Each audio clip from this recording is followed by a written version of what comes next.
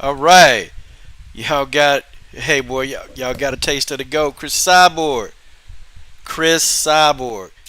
Man, it's the Bias but Balanced podcast. And I'm your host, Coach Sheldon Harrison. Folks, I'm going in today. You Cat Zingano fans, it's about to be a go. You Cat Zingano fans, I'm just telling y'all now, I'm coming at y'all hard. I'm coming at y'all hard today. And I'm coming at y'all as hard as I can. So we can't have a disagreement of opinion. We can't disagree without people getting their feelings. So okay, y'all want the old Coach Sheldon Harrison, you got him. You want the old coach back, you got him. Okay? You got Coach Sheldon Harrison right now. Anybody got an issue with what I said with Cat? Call in. Call into the show. Okay? Let's go one-on-one. Let's go one-on-one with the great one. Let's get it. Let's get at it. Okay? Anybody want it, they can get it. Okay? I said what I said about Cat Zingano, not out of malice. I'm a fan. But I gotta say what I gotta say. Okay? If a fighter duck on this channel, there's an unwritten rule on this channel that we go at them and we come at them and we call them out for it. Okay? I'm sorry. That's just how it is. We come at these people. We come at these people hard. Okay? It ain't no malice. I'm still a Cat Zingano fan, but at the end of the day, no. Cat finna get this work too. I don't care if Cat's a pioneer. I don't care how long Cat been in the game. Listen. You can't spin, and I'm getting, and I might even get into that first. I'm gonna talk about Israel Adesanya and Paulo Costa because it's starting to heat up. Okay? I'm going in. I don't care if you find Cat attractive. I don't care if you think she fine. Listen, on this channel we call out duckers. Y'all all know that. Okay? I don't even know why people getting upset. We call them out. We call them out until they take the fade. That's how it's always worked. Blencowe didn't duck the fade. Amanda Nunes ain't ducked the fade. Okay? Listen. They didn't duck the fade. Felicia Spencer didn't duck fades. Felicia Spencer didn't duck any fades. So I guess it's okay. It's acceptable for Cat Zingano to do it. Oh, hell no. No. That's not how it worked. No, sorry. Cat don't have no options. See, I can get if Cat didn't call out, if she didn't call out Chris back in the past and say she gonna whoop Chris' tail and beat up on Chris. See, I'm good with that. Okay, if she don't want to fight her because she too old, I got that. But no. You spent 5 years calling out this woman. You spent 5 years calling her out, and now you got cold feet, and we not supposed to. No. That's not how it works. That's not how it works on this channel. It just don't. And I had a lot of people telling me, oh man, I'm going to unsub. Do what you do, okay? I'm going to get the real ones. That actually want to come and look. They ain't going to get all up in their feelings around here. I mean, this is amazing. Okay? It is. It's amazing. People getting uptight. People getting completely uptight about a view on Cat. No, that's not how it works. So if you want to say something, you want to call, okay, this is an open platform. Y'all know I love opening my platform up to anybody that want it, they can get it. Okay, anybody. Okay, let's cut the music. I don't even want to hear this music no more. I don't want to hear the music, but I'm gonna go ahead because I'm gonna wait. I'm gonna wait till people really get in here good before I start really getting in on Cat Zingano. No. See, I don't want to wait till people, oh man, I got here late. No. Okay, that's why I got Cat Zingano in the middle of the program. Okay? No. We finna make it do what it do. Okay? Roger Allen's gonna join me here shortly. Okay? I'm gonna send out a link to Roger Allen. I do want to talk about Israel Adesanya versus Paulo Costa. Okay? I want to talk about that fade that's coming up. Y'all smash that like button or not. I don't care. Smash something. Okay? I want to talk about this Paulo Costa and Israel Adesanya. Okay? I want to talk about that. Okay? This fight's good. It's a good fight coming up. They're doing a lot of trash talking. This is how you build up a fight. Okay? This is how you build up a fight. This is what you do. Okay? These two, they adamant about facing each other. They don't like each other. Bad blood. And this is why. Okay? This is why this is probably one of the fights I'm most anticipating, looking forward to the most. Okay, I'm looking forward to this particular fade because both of these two, man, they're about to get it in. I'm talking about they legit about to get it in. That's right, George. Nah, man, we can't condone it. Not too much ducking. We cannot condone. Okay, I can even see if Cat never called out Cyborg ever, and Cat still want to take some tune-ups. Okay, I'm okay with that. But see, now, okay, I'm going to wait till the middle of the program. Because I don't want people, oh, man, I missed that part. And you know how people are, man. You know how people are. Okay, they ain't going to go back and watch the video. Ain't nobody going back to watch this hour-long live stream, okay? I don't even know people who do it, okay? I don't. So I'm going to wait till the middle of the program, okay? And then we're going to get in. We're going to get that Cat Zingano work, okay? We're going to get that Cat Zingano work. And I'm calling out Cat Zingano. I'm calling you out, Cat Zingano fans, in the middle of the program. Oh, I got you. I got you. See, I'm on fire now. See, y'all been nipping and y'all been picking and nipping and picking. Well, now the coach is done, okay? The coach is done with that. Okay, Coach Shelton Harrison is done nipping and picking with y'all. No. I'm finna go in head force. I'm going in head force. But I can't wait to see this fight. Okay? Israel Adesanya been real funny, man. He been calling Paulo Costa, man, like a bloated Ricky Martin. But man, Israel Adesanya said something that I was thinking, man. He said something that I was thinking, man, and he said, hey, Paulo Costa, he juicing. And you know what, man? Okay, here's my thing. I'm not really quick to throw the juice label at somebody. I'm not that quick to do that. Okay? But Paulo Costa got a lot of the signs, man. The boy got a lot of acne. I mean, this dude, 29 years old, his hair is thinning. I'm talking about legitimately thinning, hard. And, I don't know. Y'all don't want me to think this guy juicing? Like, if it's anybody who I would think off the hip, okay, that if I thought that they were actually juicing, it's Paulo Costa. Okay?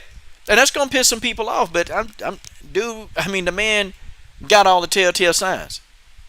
He got them. This man got them telltale signs, man. And, I sat back and I said, man, what's wrong with this boy? Why this boy got all this acne? Okay? Why this dude hair thinning? Like, man, by the time this dude 30, man, that dude gonna get some of them Dante Boxing Nation, where they tattoo like little hair follicles on your head. They tattoo them hair follicles on your head. Hell, Paulo Costa gonna need some of them damn hair follicles. Okay? Paulo Costa gonna need some of them damn hair follicles, by the time he 30. Cause this boy head thinning so much that, I'm sitting here looking like, man, God, dog. And it's almost like Paulo Costa got a comb over. They got a comb over, man. I know this dude, man. I know he got to take the comb and comb that hair over, man. This dude hair thinning. It's thinning fast. Like last year, it's almost like he had, darn near a full head of thick hair. And now it's like his hair is thinning, man. Dude gonna have to go with a bald head, man. George said his thing gonna be the size of a Tic Tac. I mean, I don't know about all that, okay? I don't care about that. But, I do. Listen, Israel Adesanya, I mean, he might be on to something, okay? Izzy said, he juicing. But Izzy said, I don't care what he doing. Izzy said he can juice all he want to. He said, but that ain't going to help him. He ain't going to beat me. Izzy said, look, this dude can take all the juice in the world, but he'll never beat me. I'm too skillful. See, I like Izzy. I like his confidence, man. I like Israel Adesanya's confidence. I love his confidence. And Israel Adesanya, it's like it's fight week or he's preparing for the fight. And the guy's not even worried, man. I mean, the guy's not even worried. He's not even worried. Like, this dude's sitting there signing fan autograph cards. Okay? He's sitting there signing fan autograph cards while he's doing an interview. I mean, he looked like he ready, man. This dude is in he's in a complete mental paradise right now. Israel Adesanya is. He's in a complete mental paradise. Okay? Paulo Costa, man, Paulo Costa's undefeated. Okay? He's got an 85% knockout ratio. Okay? That means that whatever he touch, he destroy. Okay? Whatever Paulo Costa touch, he destroys. It is what it is. Whatever he touch, he destroys. Paulo Costa, he gonna come forward. But Israel Adesanya said, you know what? The only thing that you got, all you do is you come forward. And Izzy said, yeah, he's dangerous, but he said he's a buffoon. Okay, he's a big buffoon. He's a big buffoon when he's in that octagon. I don't know, this buffoon knocking everybody out that coming his way. But Paulo Costa, to me, okay, this is me. Okay, I don't think he's been in there with an opponent of the level of Israel Adesanya. I don't think he's been in. I don't think it's been close. Okay, I don't think Paulo Costa has been in with this kind of opponent. Okay, everybody else, Paulo Costa just been able to go and maul him to death. And they don't know how to fight back. They can't do anything to him. They can't. But see, Israel Adesanya, he's not that guy. He's gonna make Paulo Costa stop. Okay. And see, when he fought Yoel Romero, I mean, he not skillful. He ain't that skillful. Guy's a punching bag. Paulo Costa just punched him in the face the whole fight. And Yoel Romero, as he was getting punched in the face, he was sitting there making faces at Paulo Costa. Okay? I mean, the guy, going there and knocks out Uriah Hall. Okay? Johnny Hendricks, definitely well past his prime when he fought Hendricks.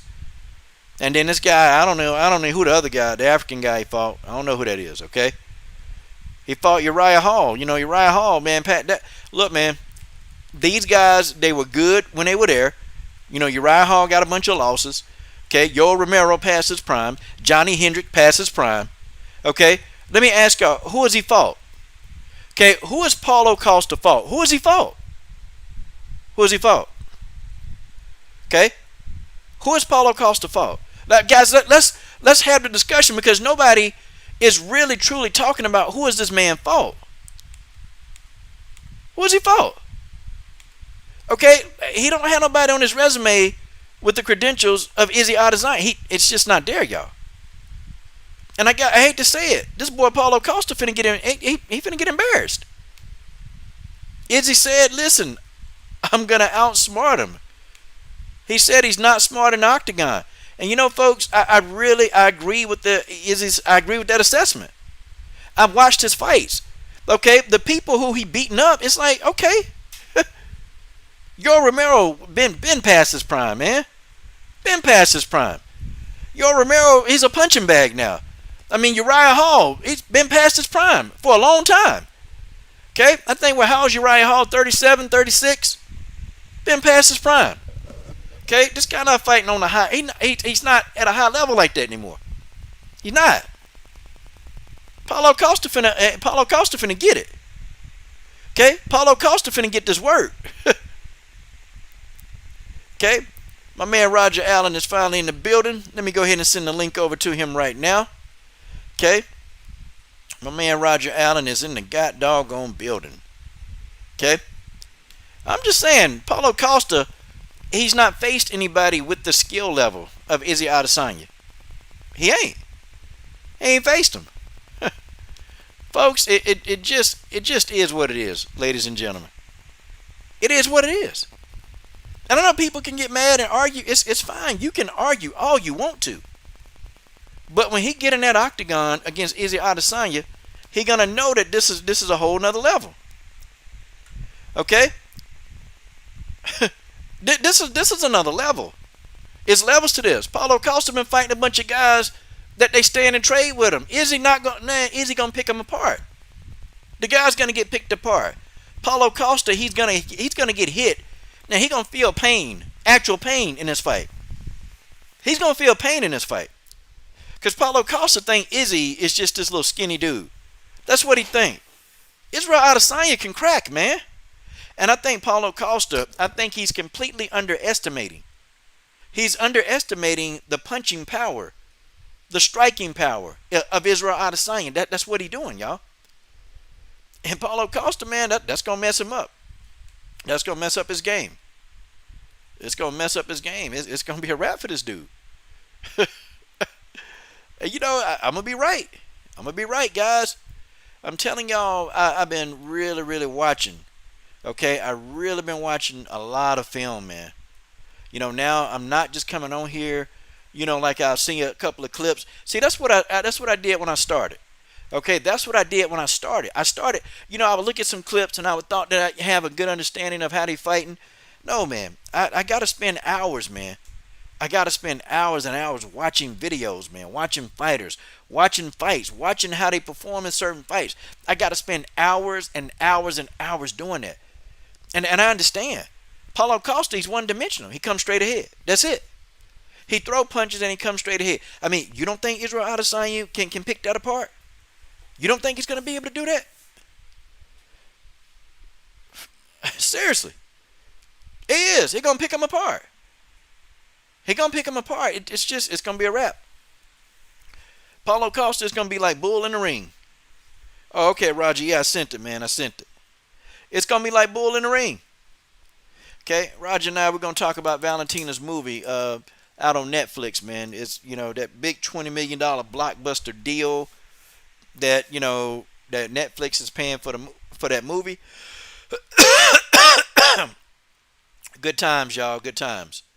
Okay, I sent you a StreamYard link, Roger. We do that now. And you can actually get on the show, man, and, we're going to make it count.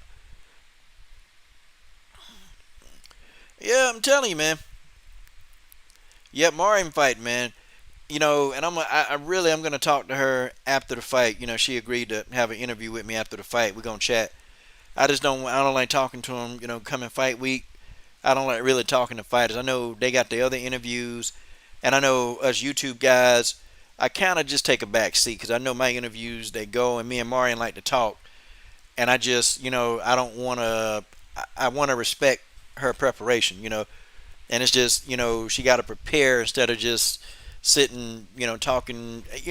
She's got to do the other interviews for fight week. She got to do those. I'm there. I got a phone number. It's not like I'm hurting like, oh, I got to interview Mari. No, I know Mari. I mean, I know her personally. So it's like now okay, it is what it is. Okay, it is what it is. Combo Breaker 99 is in the building. Combo Breaker 99 is in the doggone building. Okay.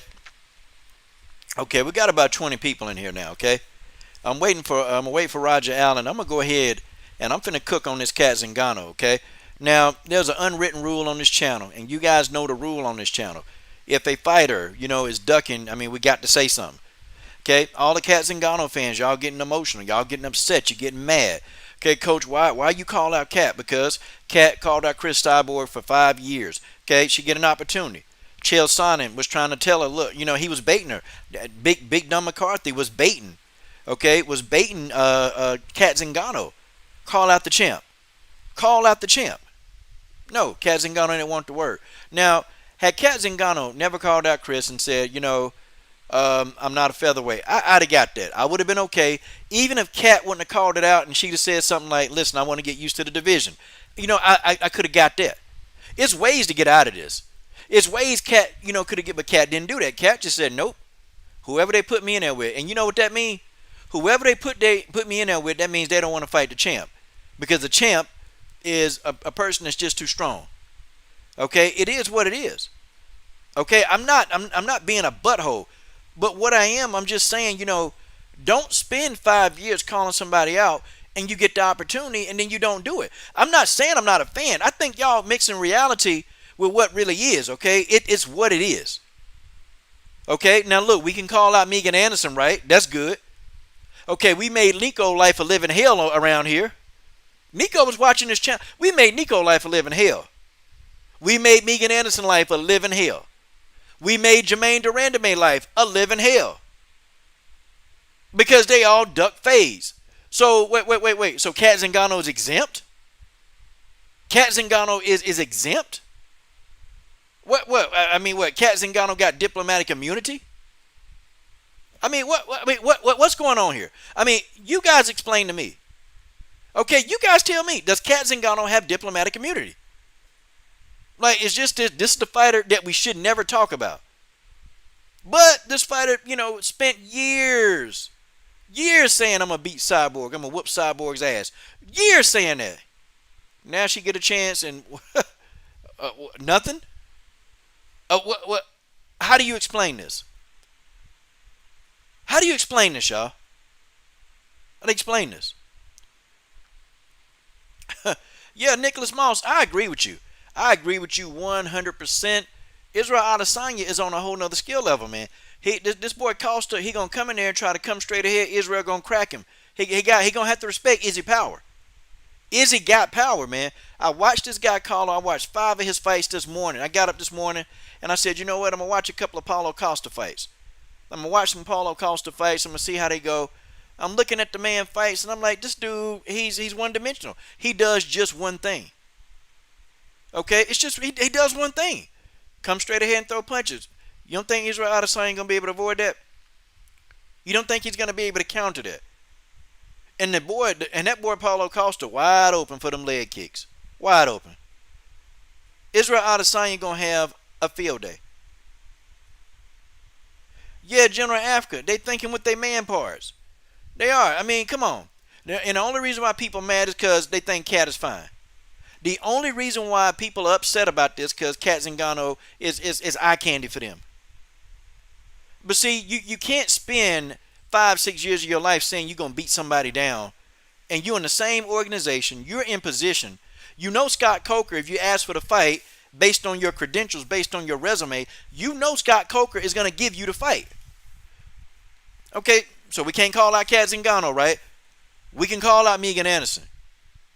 And I'm talking about being fair. We can call out Megan Anderson, right? We can call her out. Yeah. We can call out Jermaine Durandame. Oh, we can call them out about the same thing, right? I mean, tell me how that's different. We can call out Megan. We can call out Jermaine. We can call out Nico Montano. We can call all these fighters out for doing what Cat Zingano did. But we can't call out Cat Zingano because, well, she's a pioneer. No, that's not how it works. Okay, my man Roger Allen is in the building. Okay, Roger Allen, man, good afternoon, good evening. How you doing, man? Hey, what's going on, Coach? How are you doing? Oh, man, I'm doing the same thing, different day, cooking. Well, that's good. What you cooking tonight? Oh, no, I'm cooking people. I'm cooking Zingano fans. I'm cooking. So, are you cooking them medium well, or are you cooking them well done? Man, I'm cooking these hoes well done, okay? And they can do what they want to do. They can get mad or upset, but nah, man, nope. This Cat Zingano, nope. Can't spend 5 years calling somebody out and then you get the opportunity to call them out to get the payday, and then you just, you ignore that. Nah. And it's bad when me, John McCarthy, and Chael Sonnen had the same thought. That's bad. That means that that means hell is about to come on earth right now. Amazing. Hey, Roger, you there? Hold on, guys. I think Roger Allen's having a problem. Okay, can you guys hear us? You know what? The StreamYard. When I put people in stream, I might have to go to Google Hangouts. Let me see if I can get a Google Hangout going. Google Hangout kept kicking me offline though. That's why I stopped using Hangouts, because when I was using Hangouts with my streaming software, Hangouts, that was the reason. That's why lately I've been actually having some good streams with no interruptions. Okay, if he get kicked out again, now I'm gonna go back to Hangouts. No, I'm back. I did it. That was me, man. Oh, okay. Yeah. This is the first time in here I closed my screen accidentally, so I'm good to go. I'm on my phone. Okay. Yeah, Roger's here in the building, y'all. Okay. Yeah, he's here in the building, man. Y'all can ask some questions, man. It's gonna be some good questions, man. But so we'll move on, man. I was cooking these Zingano fans. I was getting them, and I'm getting in their ass today. I'm getting all in their ass. I'm putting my foot all up in the Zingano fans' ass today, and I might do it all week. Let me guess. It's because she didn't call out Chris Cyborg. That's right, because she didn't call out. Man. The clock's ticking, man. Yeah, clock's ticking. The clock's ticking. Them overs about to dry up, man. Zingano need to come on, man. Them overs finna dry up and wilt away, man. Man, I'll let you go in deep on all that kind of stuff. I'm just gonna say, man, your time as an athlete. No, your time as an athlete is finite. I'm just saying, any athlete, you have to take advantage of every day. Every day you have to take advantage and market yourself and go after it. But man, I don't understand it. But I'd call out Chris Cyborg if nothing happened, what happened? Nothing. You get knocked Now out, and when you wake up, you'll be 6 figures richer. that's true. That's true right there. Yeah, but she spent 5 years calling this woman out, man. I'm talking about like Kat was going in hard, talking about, yep, everybody afraid of Chris. I'm not afraid of Chris. I remember she said that. Then she turned around and said, well, Chris Cyborg, if we got into the octagon together, Chris Cyborg has never faced anybody like me, and I'm not afraid of Chris. I remember she said that. And she said, I'm itching for a fight with Chris Cyborg. Because you remember her and Cindy Dandois was saying it at the exact same time. Yeah, And then yeah. and I think Cindy was actually serious, but Kat, now we know she not. I know she's not serious now. I know she don't want the problem. I know she don't want it. Man, And now is the perfect time. I mean, it would be like almost just like you always say is, and I've told you before, make the job easy for the matchmakers. Create your storyline. Call them out. What's it gonna hurt? In Bellator, it's not like they're deep with 145ers. They're not lined up as contenders over there yet. So I mean, you get an instant payday. Go yeah, for it, man. I don't understand it. I mean, instant pay. you, And they got that new deal, man. They going over to CBS Showtime. So now I'm pretty sure they're getting off that just the Zone app. They're probably going to be able to pay more because they're going to be on pay-per-view now. man, like I said, I don't know. I, I don't know that any of those organizations are going to start handing out money. So, you know, can they? Maybe. Can they not? Maybe. I wouldn't. I think the jury's out on that. Paid a lot or paid more is all subjective. But Bellator doesn't pay anything close to the UFC. Not close.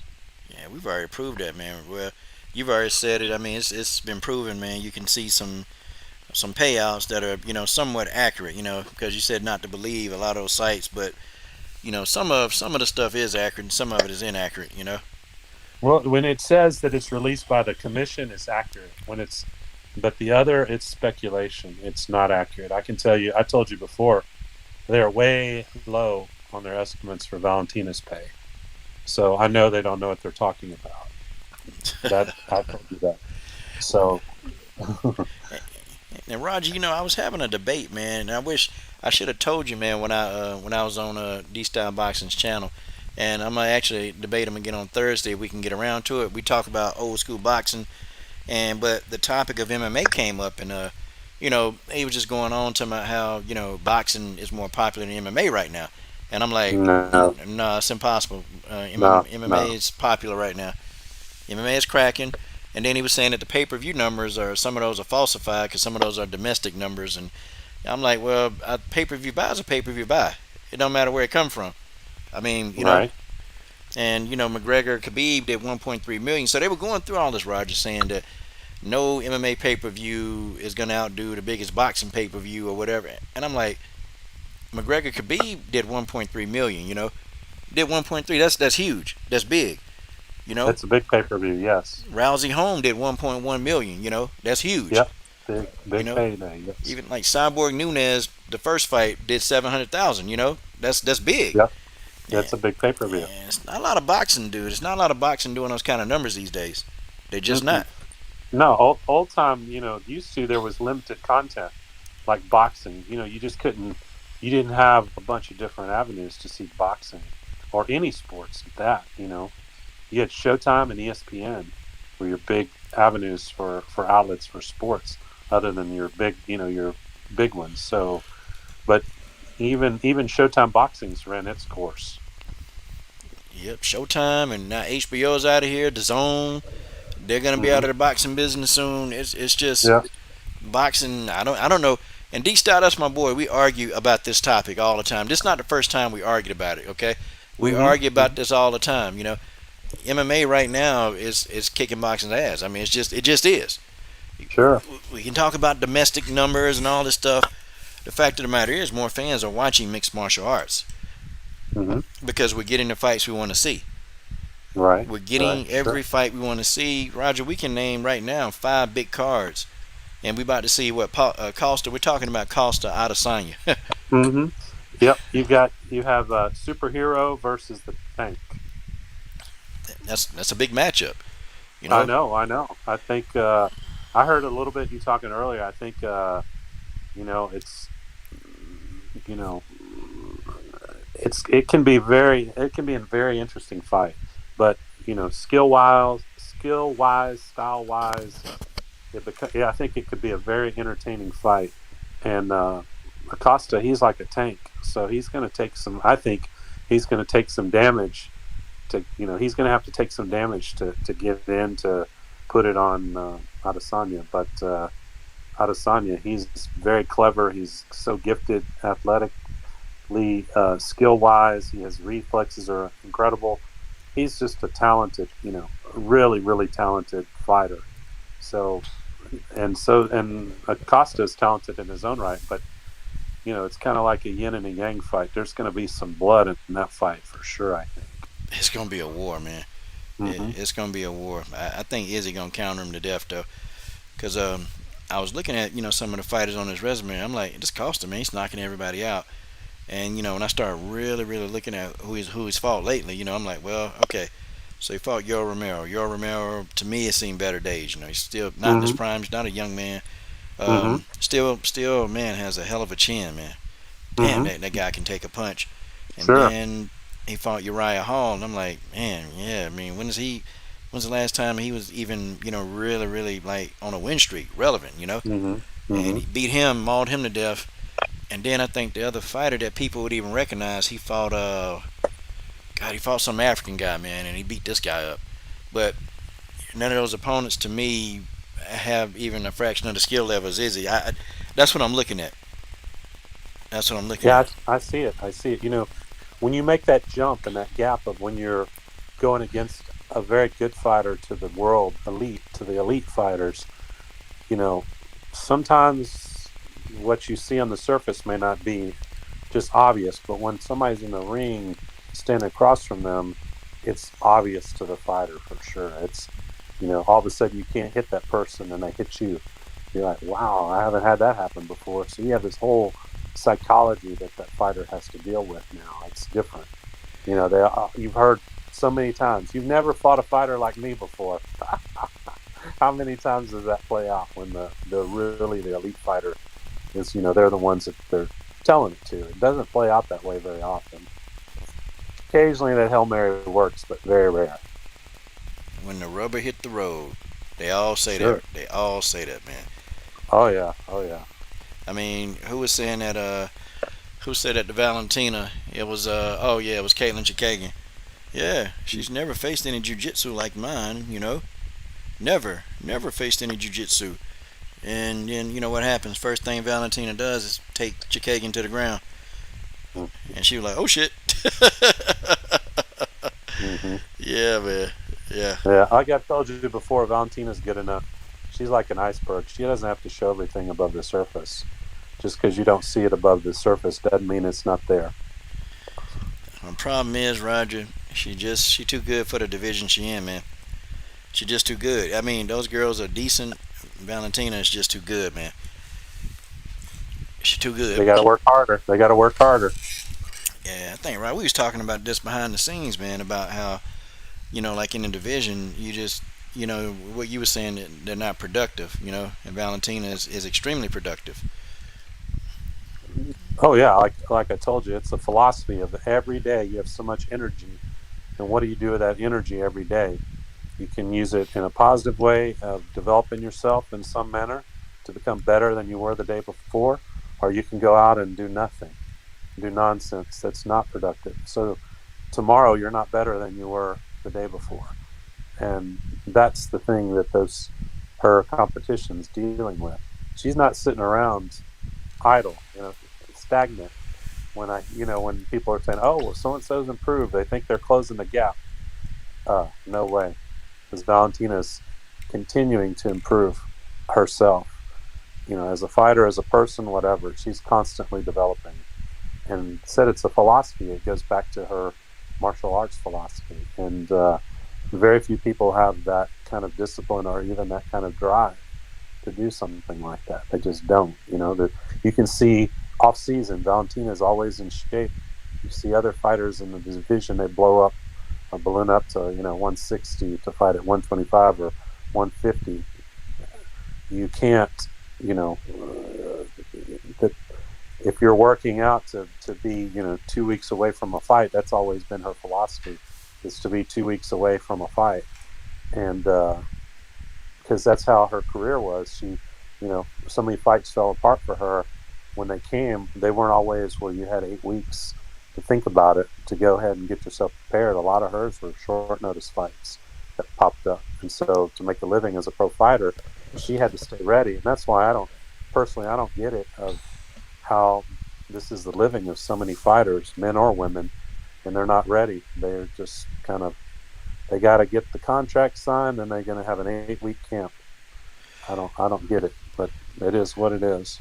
Well, I was saying too, I see why a lot of these fighters, man, a lot of the fighters that claim that they got financial problems, and when I just started just analyzing like what they do, like the social media account, man, tell you a lot about a person, because they put their whole life on it, and I'm like, man, well, okay, here's fighter X, well, they got the same opportunity, they're in the same company as Valentina, they pretty much got the opportunity to work hard. They got the opportunity to, increase their brand, get promotion to themselves. They got a chance to do all that stuff.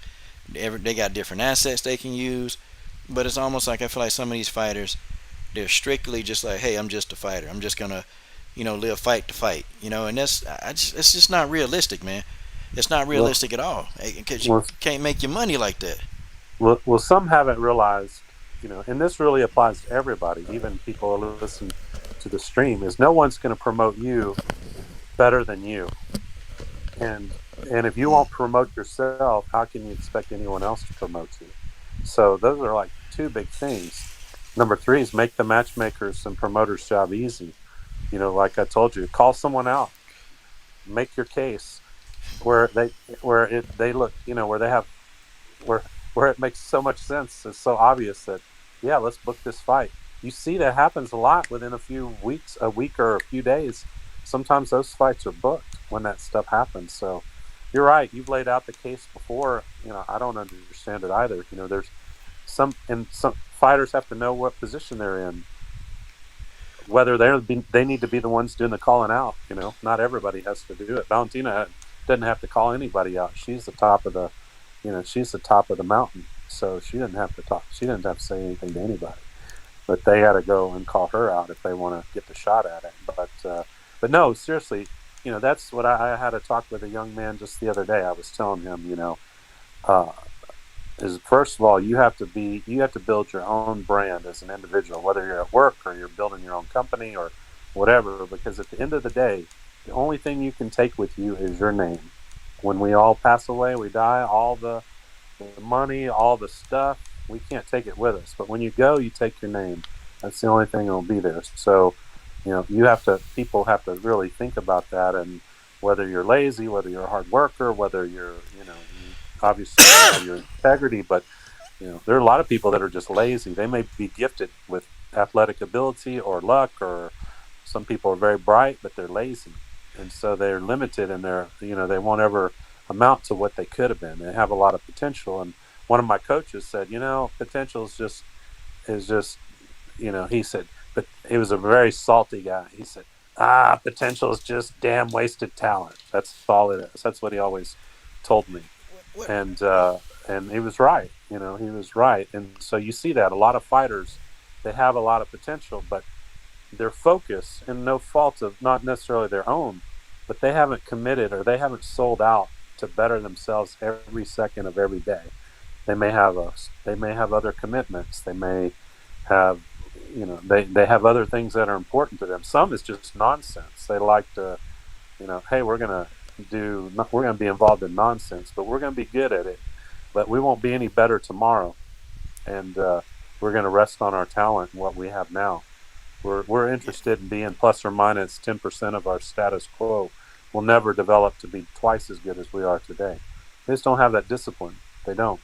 But Valentina is improving all the time. That's what is incredible to me, to know and to see it as an insider of how good she really is. Most people can't even measure it. They can't even understand it.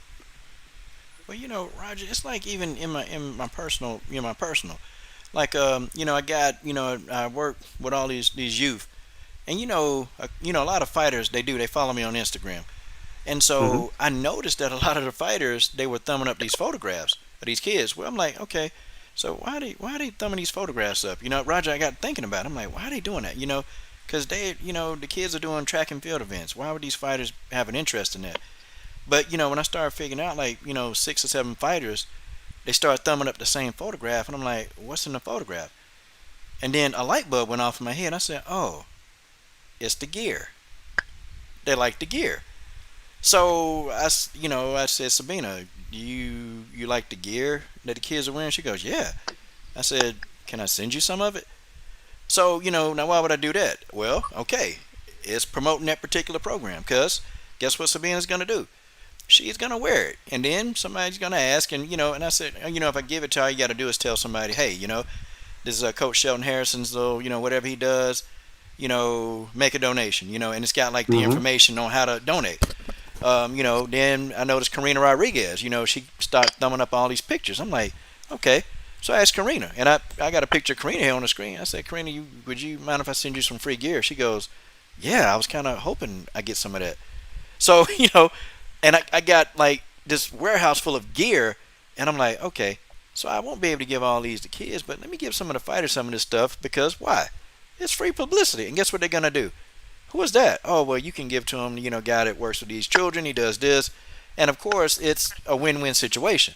They get free Mm-hmm. workout stuff, high quality. Okay, I got a sponsorship with Under Armour, so they get free quality gear, and all they got to do is just tell somebody about it. That's it. Mm-hmm. And the fighters, of course, they're very honorable. Okay, they're very honorable. They do it. Okay, and she liked the gear. She told me, Coach, Karina was like, Coach, yeah, this gear is, looks good. I like it. And I said, would you like some more? She says, yes. Hey, but it's called promotion, man. Mm-hmm. It's Mm-hmm. called promotion. So I get it even on my level. I get this is promotion. So okay, I give away a couple of pieces of items, but guess what they gonna do? They gonna wear it. They gonna sweat in it. They gonna, oh, this stuff is good, man. Let me promote. And then Mm-hmm. and I've had a couple of fighters even have some friends they know that donate it. So I'm like, I'm sitting here looking at Cash App. I'm like, what's this from? And then I realized, oh, it's from a fighter. Okay, got Mm-hmm. Mm-hmm. it. Promotion, man, promotion. I don't know. These people don't know how Well, to do it. that's their business. It's not just fighting. It's you have to promote yourself as well, and you can't wait because the UFC number one when they sold, a lot they cut their PR group. They cut everything. I mean, they came and made it lean, mean fight machine. Their social media team they cut it. I mean, probably in half. I mean, it was they cut to the bone, and so if you look at their promoting, they're on a week to week cycle. They don't have like a long term promotion program for much of their fighters, and now it's even less because of this COVID thing. So they're on a week to week. They're promoting their event week to week. As soon as the fight ends, they're starting to promote to the other. They may start maybe 2 weeks out, but they're not promoting long term. They're not pushing a fighter long term. They give you that opportunity week to week, and you have to take it. And even when fighters go to, they would have signings, and they would go to sponsors. They would have, sponsor signings and stuff like that. Mm. And that's where fighters got to go and show their personality and, really interact with fans and do different things and sell themselves to the sponsors. And so, I mean, it's like a constant sell. You have to constantly sell yourself, sell yourself, sell yourself. And really, some people are very good at it. Some people are not very good at it. Some people they're fighters. They have there's some that are very personable. You can tell they're very personable. They're very likable. There's some that just have no personality. And I've seen the UFC even push some that they really don't even interact with fans very well, but they're very good at fighting. So they pushed them, up the chain. And some people just don't get it, that it takes, I guess, some may have to work on it, and some is just being truthful. It's like, like businesses, they constantly do analysis. Who's our competition? What's our competition doing? Fighters should do the same thing. What can I do to be better, in the ring, outside the ring? It's not. It's complicated. The fighter life is complicated because you do have to self promote. If you're waiting for the UFC to promote yourself, you're screwed. You have the platform to go in at any given time to be in front of a million people or close to a million people on TV and knock someone out and or finish somebody in spectacular manner. Then they're going to hand you the mic after you win. You can sit there and say pretty much anything you want that's not going to be bleeped out. That's how Conor McGregor made his millions of dollars, is when he got the mic, he delivered on what he said, but he said some crazy stuff early in his career. He said it like very brash, very just off the chart, and he delivered on it. And if you can put those two magical things together, man, you can become a millionaire instantly. Any of those fighters can do that. They're given the opportunity to do that. They don't Now, take whether it. They they don't want take it, advantage, man. They don't take advantage of it. no. Kat Zingano won. You know, again, hindsight's always 20/20, but had to be in the back of the head somewhere. It's like, hey, look, you win this thing, man. You call out Chris Cyborg, whether you get the fight or not doesn't matter. But Chris Cyborg, your time's over. I'm coming for you. I'm coming for you, and that's the end of this. That's So that's your the reign, and your reign in Bellator is over. And yeah. so she gets paid money and get the opportunity, fast track it, go fight, make a good showing. You're probably going to get another title shot. They didn't like there's a deep division there at 145. They're going to have to recycle fights for Cyborg with somebody. It's going to have to happen. So you make a good showing, have a good deal, go fight again, have people that are interested in seeing it. Just to me, you just got to create the interest one way or the other. Some people can do it through their performance in the ring. Some can do it outside the ring. But no, I'm with you. I think there's a lost opportunity. I don't get it. I really don't It's get it. it's almost like they do. They have the opportunity. They're there. Their opportunities are there. And see, and I take the Bellator situation. You've got about four fighters, right, that are on the level that could compete in the octagon with Cyborg, not beat Cyborg, but actually compete, make it competitive for about 2 rounds before they get knocked out. You know, but then you got the other half of the Bellator featherweights that they inexperienced. Like that's a lot of them. They're there, they're good fighters, but they're inexperienced. So You're right. I'm looking Sure. at two sides of the coin. Like you got these top four fighters with the addition of Kat Zingano and Leslie Smith. They're seasoned veterans. But Right. Well, Leslie, that's what I said by not deep. There's people to fight her, but it's not like they're lined up like 10 deep to go in. Where there's a contender.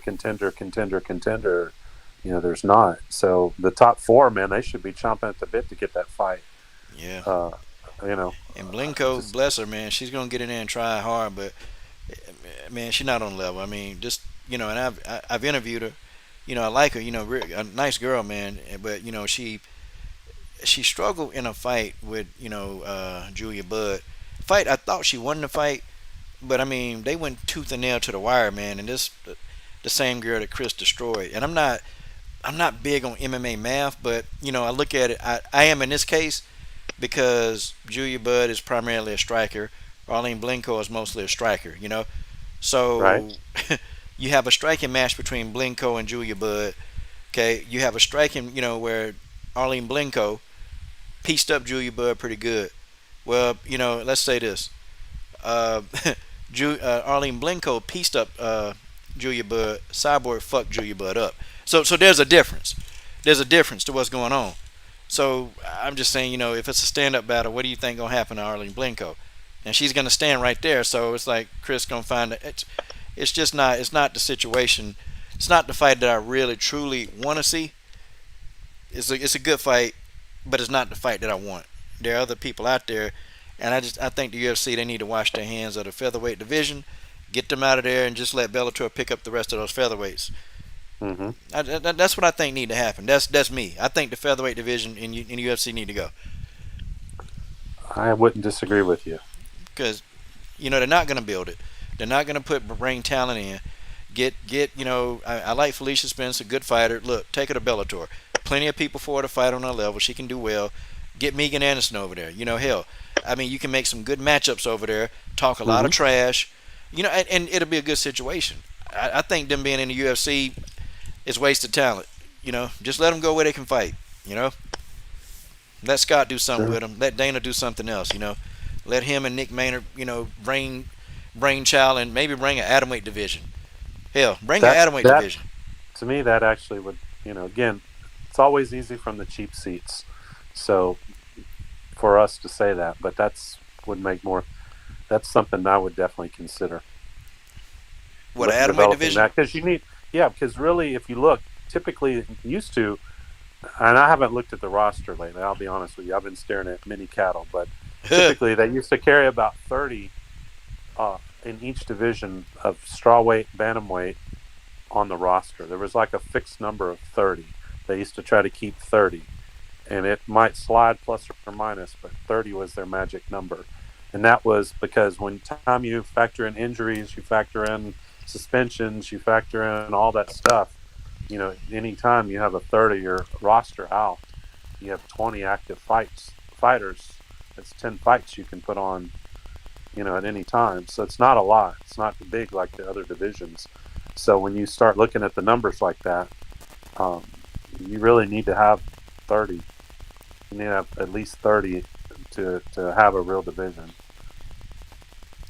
If not, it's just basically bringing them in for, bring them in for slaughter for Amanda Nunes. I agree because Nunes just gonna keep getting easy paydays, and she's just gonna keep beating these girls up, man. Like what she did to Mm-hmm. Spencer, that should tell you, man, that Spencer's a good fighter, but it's levels, man. She wasn't on Amanda's level. What Chris did to her, and you She's got tough. She's really tough. She's very tough. you got Rogan and the other, like I forgot the other guy's name, the idiot. They're sitting there and they're trying to make it seem like Spencer was in the fight.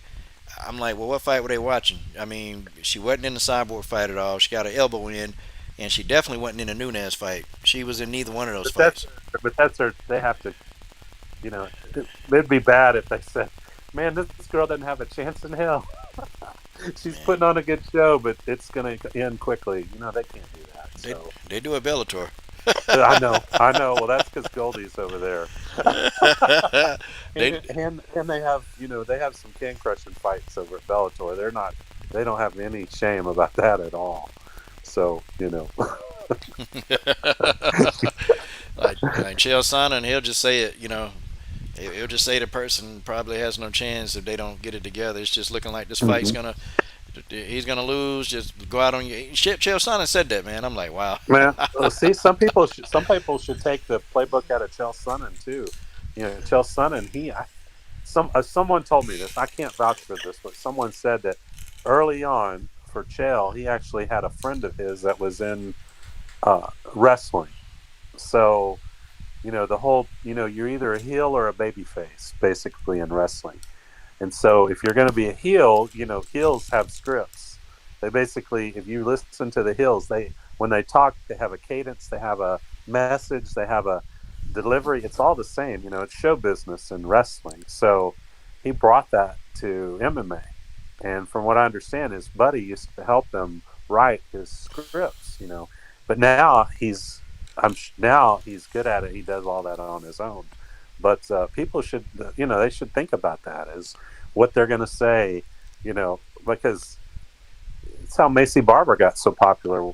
She started talking it up, but she was delivering too. So she started bumping up the rankings. But she had a message of what she wanted to do, and she talked and threw shade at people. Talked trash to them, and wasn't afraid. And so it takes traction because she was promoting herself.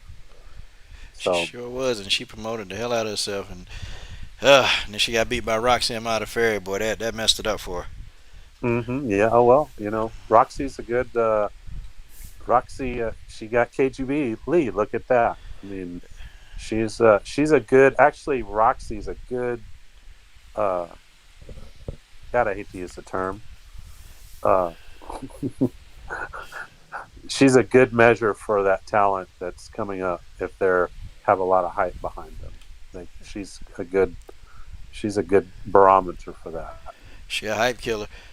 She's a hype killer. That's somebody who can market themselves and do well. But man, I, like and I'll say it. I'm like, man, and I have to wonder now, what is this girl's IQ? She should have called out Valentina after this last win. She didn't do it, She should have done it. and She I should have think called out. they would have given her the fight, man, based on she fought Antonina. And so there's a storyline. She could talk it up like, hey, I beat your sister. I'm the happy warrior, and I'm going to happily beat you. Do you know how much that would sell? Like, do you know how people would get into that? Like, damn, Valentina, you see what she said about you, Valentina? Good grief, Valentina. Are Well, you going to take that? what's you remember when Valentina first got her title shot, and she was kind of backhandedly saying, "Well, I didn't know that people, I thought they had to be like on a 4-fight win streak or a 2-fight win streak or something to get a title shot." She was she was basically saying that Valentina didn't deserve a title shot, based on coming from another division and then coming in, and that was her opinion. Obviously, it didn't mean shit. So, but with her philosophy, I don't know if she really believes that or not. But I don't understand if she's on a winning streak when she was, why she didn't believe she wasn't worthy or shouldn't have the title shot or shouldn't ask for it or shouldn't do anything. I mean, when she was like, that movie Austin Powers where the guy goes, we're going to hold the world ransom for $1 million. Yeah, yeah. Or $4 million, or whatever he had. Talking Doctor about Evil. Dr. Evil. That's what the moment I had with her when she called out. Lauren Murphy. Lauren Murphy. Yes, Yeah. I was like, oh, she's getting ready to call out somebody. Oh, I couldn't believe it. I was like, oh man, Yeah. because I'd love to see that fight. I want to see that fight. I'd love for Roxy to fight Valentina. Storyline is there, man. I said, man, this got to be the dumbest person. And, she just said, hey, well, people worry about the money and they're not really worried about the art. They worry too much about the money. And I'm sitting here listening to this. I'm like, damn. Like, if God created stupid, like God broke the mold when he made her ass. I'm like, what do you mean it's not about the money? Well, let's see, Roxanne, you got two knees that, that bother you constantly. Okay, you've taken beatings in the octagon. You've been kicked, punched, spit on, punched out, knocked out, choked out. And do you think at the end of your career, what are you gonna have to show for this, Roxy? What are you gonna have to show? I mean, can't you love the money part and also love, being a martial artist? You know, like I don't know, man. This is a science experiment gone wrong. It's like somebody just created this thing called Roxanne out of Fairy, and I don't know. I think she just rebelled. Hell, I don't know. She did something, man, because I'm trying to I think. root for her. I actually I Good root for her Jesus. because I root for her because she's deep down I'm a nerd actually. It's just not. I So thought nerds were smart people. Roger, Roger, well Roger, some Roger. Don't insult yourself like that. Listen, man. no well here's the deal. Sometimes nerds can be very book smart and not necessarily have the most common sense in the world too. So they can go take an exam and make 100, but if you put them in a cardboard box, sometimes they can't find a way out of it. So it goes both ways. It has to be a little balance. So, But she don't but it, have balance, Roger. There's none. Like, I don't. The anime stuff is good. I remember I was telling you, man, how she can get promotional deals from Toei Animation. Like anime companies love that. They love that when fighters get into that stuff, especially like the Dragon Ball Z series. hmm hmm Toei Animation would give Roxy a heavy, heavy bag, and it's of there. course, It's there. All she of got to course. do is go like, "Hey, I'm Roxanne. I'm a UFC fighter. Oh, there's a selling term. I'm a UFC fighter. Hey, and I dress up as some of your characters.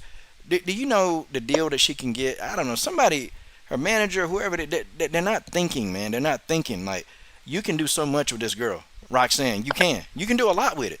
But I don't know, man. I think she just want to be like that what's that, the nomad, the traveling. What's the game, Street Fighter. How she want to be like Ryu, just fight the best in the world, then win a couple of fights and walk away into the sunset with the bag over her shoulder. That's what she remind me of. She remind me of Ryu from Street But Fighter. if that's what she wants to do and that makes her happy, then that's just what it is. You're gonna have to live with it, or don't be a fan of hers. But if you're a fan of hers, that's maybe what you get. So that's Roger. that's what it is. But you're thinking long term. I hear what you're saying, Coach. You go out and you can get that money in the bank account. If you don't like money, you can give it away. you know, but it's easy. When you have it, it's easy. You can always find something to do with it. That's for sure. Roger, Roger, Roger, Roger. Somebody need to slap. Somebody need to slap the taste into her mouth. Just slap like. Cause, okay. I'm gonna ask you this then, Roger. Let me ask you this now, seriously. If you were her manager, let's just say you are in this make believe world, what would you do?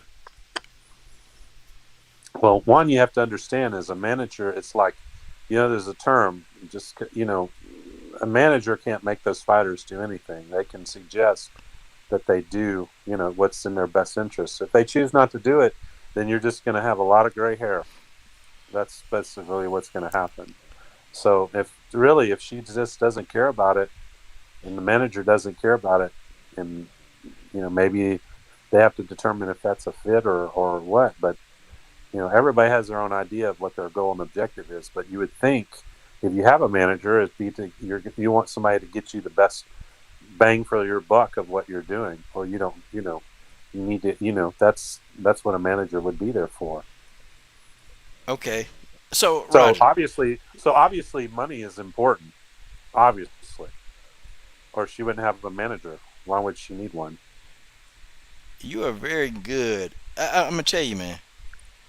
You are very good at just answering the question without answering the question. You good. You've got it down to a complete science, man. I'm like, damn. How does he do that? Okay, so I need to rephrase the question. Okay, how about this? How would you feel? Okay, what? No, okay. Let's do this. Let's say, let's say you you would see her doing this. Okay, what? No, what would you physically say? I'm just saying, like, what would you? Hey, you would Roxanne. probably say, "What the fuck?" Like, it's probably what would happen. You're probably sitting. You would obviously want to have a conversation. Say, "Hey, Roxy, this is a good opportunity. We feel good about your fight. When you get out of here, look how the stars align. You're right back in the mix of being a champion. After you win, not if, but after you win, you say, Valentina, Valentina Shevchenko. You name the date, you name the time, I'm ready. I'll put this Dragon Ball Z on you, or whatever, whatever her thing is, or nice, not nice, whatever, it doesn't matter. But you would think that they would have that conversation. And so now, whether she says it or not, that's the whole different ball game. But you would think they would at least have that conversation, because you have to like have a kind of an idea of what's going to happen, what's next. Not that that's your full focus, but you plan on winning. You don't go there plan on losing. That's for sure. And so I'm sure when they say, "Oh, well, I'm going to call out Lauren Murphy," her manager probably went, "Oh God, what the." I mean, because they get paid. Obviously they said, "Oh man, there was a championship fight right there, just down the drain." That's so they're that close. They don't come around. Think about it. Championship fights, they don't come around that often. When you're there, when it's offered, I've never got it. I never understood the ones that have turned it down, that won't get that opportunity again, or the ones that blew the opportunity when they had it in their hands. It's not that easy. Too many things can happen. Look at Joanne Calderwood. She could potentially never come back and fight as champion. It's real. She's got some stiff competition now that's going to jump in front of her. She could never get another bite at the apple. Very real. I'm not like, being mean. I'm just being honest. Dead honest. and hell, There's a lot of girls in the division that can keep her from ever getting back up to the top. and you got the emergence now of Justine Kish and Sabina Mazo. Man, You want me to name it? There's a whole list. Oh There's a man, whole long list that now that when they crack, there's there's been discussion about it. There's kind of been this stagnant top third of the division, or top 40%. When some of those and below start getting in there, they're going to start pushing some of those down and out of it. They're going to get pushed down below. Then they're going to domino and be in the bottom or middle third, or of the top and of the top 15, and then they're just going to get pushed down, toward the bottom, because there's some girls at the bottom that should be up at that top. And now you have Yeah, Alexa Andrade coming Andrade. in. Yeah, You had Cavillo coming in. You see they go right up to the top because it does count if you were in another division, even if you're in a smaller division. got You Alexa know, Grasso in that division now. Grasso, Grasso's looking, she's looking really good. So now all of a sudden you start getting all that group put up in that top third of the rankings. Now all of a sudden you got some really, the division starts cooking.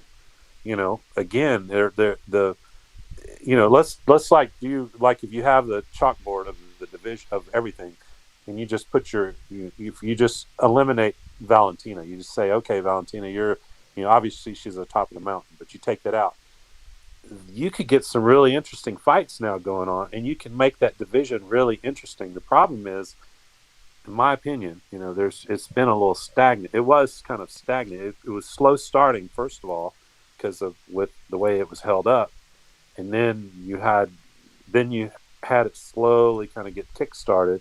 But now I see this thing starting to get heated up. It can get really heated. Like you said, you have Grasso, you have Andrade, you have Cavillo, you have gosh, like I said, you have Arujo. all these. Arujo, you have all these now. Think of all the interesting matchups you can have there now, and then you can think about that top tier that where they're going to start falling. They're going to tumble a spot or two spots or three spots. And so it's going to be interesting. And then you can, as they develop and as they start showing their character more, then they can go up and fight Valentina. But you can't have these discussions about, oh man, your jab's improved. You've improved your jab, and now you have a chance to be a contender against, Valentina. No, it's not that simple because you can't even defeat the other six that are between you and her. You don't have the skill set to do it. You're too one dimensional. You have to have everything. It's going to get more competitive up there at the top, and it's great. It's great. As Stamina says, all of those women have some superpowers that are going to start now cementing themselves in that top. Let's say the top half of the rankings now. It's going to be interesting. You just wait. Next year, the next 8 months to 12 months is going to be interesting.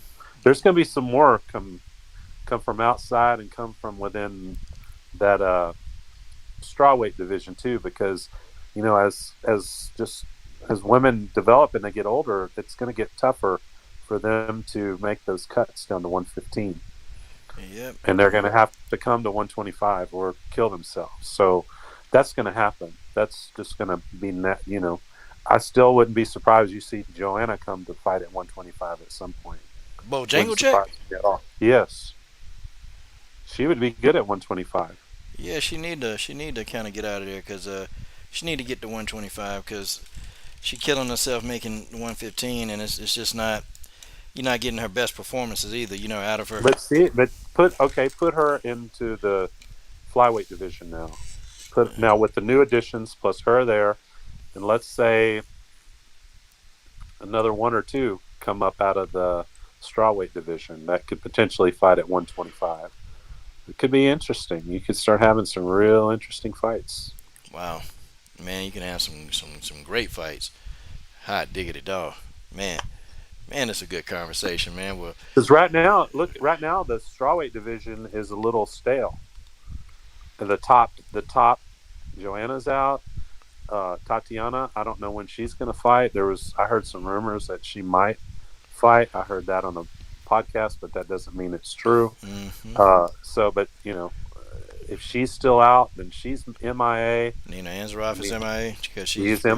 had I that mean, you baby. go down the list of who's got injuries or who's on first, what's on second, and I don't know who's on third. But that top tier of those fighters, there's a gap right there right now. So you have Rose and Wei Li. Then what's next? Then who's next? Andrade, she left. So who's next? Mm, man, make some good points, man. Some real good points.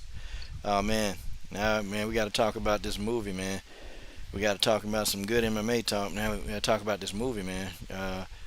So yeah, so you told me, man, about the whole Netflix deal, man, that's going down. So shoot, man, it's a good thing for Valentina, man.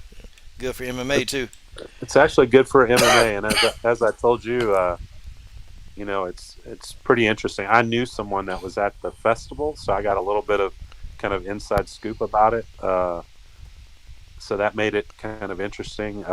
But I wanted to see the movie, but unfortunately, it wasn't happening. I was here in the States, and they didn't distribute it digitally. That it was only in person. That Mm. you could see it because they didn't want any piracy, of it getting out, because that happens. Obviously that's a big thing that happens today. But yeah, it's pretty interesting. They had, you know, in today's world, no one knows when movie theaters are going to come back into the game. So basically, your number one purchasers of those movies now, Netflix is a big one. So a lot of movies that were kind of on the shelf of when they're going to be when they're going to hit their distribution, it's going to be distributed a few ways, and that's a good one right now in today's environment for sure. Yeah, so Holly Berry broke some bones, man. Doing a scene with Valentina. So what bones did she break, man? Man, I can't. I'll let Halle Berry tell you all the story. She's talked about it a little bit. Like I said, she can tell you all the details on that. But I know that from what I've heard, that Valentina has a very big part in this movie. She's Yeah. if you see who her, I mean, they've talked about the storyline, and the storyline um, is essentially you have a mother who was disconnected with her child, had some problems, fought MMA, was about to quit, came back into the game, started reworking back out, started, had some big opportunities. They were basically a contender. She was a contender from what I understand. And then had a child, and the child was away. Then the child came back into her life, so she had this new motivation, this new everything about trying to become a champion. And then from again, this is the storyline that as I understand it, then she gets an opportunity. I think it's a fairly short notice opportunity to fight the champion, and so that's Valentina in the movie, and and so that's the basic storyline of how of the big part of the storyline of the movie. But it's legit. It was produced by the producers that did John Wick, so they're not small time. So they had some of the guy. One of the fight choreographers was he did the fight scenes in John Wick as well, Mm. and they were. It's legit. Uh, it's not a small time movie. It's a big budget movie. It's legit. So Valentina was there. I think she was there for 8 weeks. They did some portion of it, 5 weeks I think of training and 3 weeks of filming. And so Pavel went. Pavel was there. He was on set. He was there too. So it's a legit deal. Pavel had a plan, man. Well, it is legit for 20. If Netflix bought it for 20 million, man, that's a big deal. Yeah, and the UFC, they were involved in it too. I think you'll see that they have some of the fight scenes and some of the of the fights. They'll have some. You'll see the UFC, in the backdrop, and as part of it, it's the first movie that the UFC actually got behind. So again, Halle and you see that Halle has a relationship with Dana White. They're I think they Halle I think she's managed by WME. I think so. It's all interconnected. But Halle's legit. Pavel told me, he said Halle was like very serious. She trained very hard. She was very serious. Valentina said the same thing, that very serious. And some of the trainers that were there at the gym and some of the choreographers, they said, and some of the people that were like watching as they were part of the cast, but they were watching the movie, that their fight scenes were so real, they forgot that it was a movie.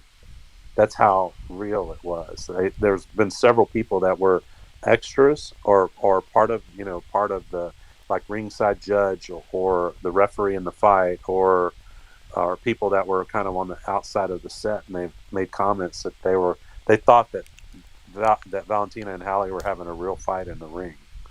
It wasn't kind of like something you normally see that where you know it's pretty real. That's what I understand. How she got them damn ribs broke or something broke on her. Valentina kicked Holly in the ass, man. That's what happened. Broke her ass bone. So it'll be fun. I'm looking forward to it being released. I wanted to see it real bad, but like I said, a friend of mine, it's in the business. He was there and he went and saw it, and I asked him about it, and he said it was pretty good. He said it was really good. They call it a work in process because they haven't, I guess, completely finished all of it, or I guess maybe they want to do some more polishing on it. But he said it was pretty damn good. And so that's what they do is, they go film those and they go show those at these, Toronto or the Cannes Film Festival, and then these distributors sometimes they'll go and snatch them up immediately, and this one got snatched up really quick. Yeah, Netflix, man, they paid a pretty penny. Netflix also got the Cobra Kai series too. They got that. Yep. So Oh yeah. yeah, Oh yeah. I really can't wait to see Daniel LaRusso get his ass whooped. That's what I'm praying for. Ain't stand that kid. That's awesome. That's Yeah, awesome, man. yeah That's hope awesome. Johnny beat him up, man. So, man, I have to say one thing before we go any further because I Yeah. almost forgot about it. Robert Henry is a savage. That's all I'm saying. Robert Henry, you are a savage, my man. That video was funny. My stomach is still hurting from the laughing I did Oh man. from this video. I'm telling you, my stomach hurt.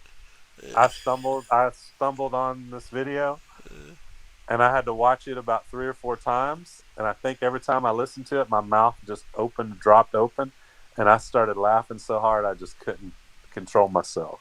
So kudos to you, Mr. Savage. It's just the way he talk. His delivery of it. It's pretty. It's the delivery. It's Yeah. the delivery and the cut. I mean, Oh oh man. man, oh man, I did. I mean, sometimes you're the hammer and sometimes you're the nail. He was definitely the hammer. Yeah. Yeah, man. Did you see his Roxanne Modafferi rant? I haven't seen that yet, but I will definitely. I'm gonna watch it after I get off with you. Oh man, that rant was comical, man. Okay, That rant okay. was that. Yeah, his Roxanne Is rant was that. Robert in the? Is he listening tonight? Is Yeah, he in he's this? yeah he's in the chat Oh, right now. oh man, you're the man. Oh Uh, man, yeah man, that trumped anything. I did a Roxanne Modafferi rap song, but nah, man, I got nothing on Robert Henry. Nothing. no, he's a savage. He's Yeah, man, definitely a savage. he is a savage. He's a savage. Yeah, yeah, man. You don't want Robert Henry as an enemy. I can tell you that.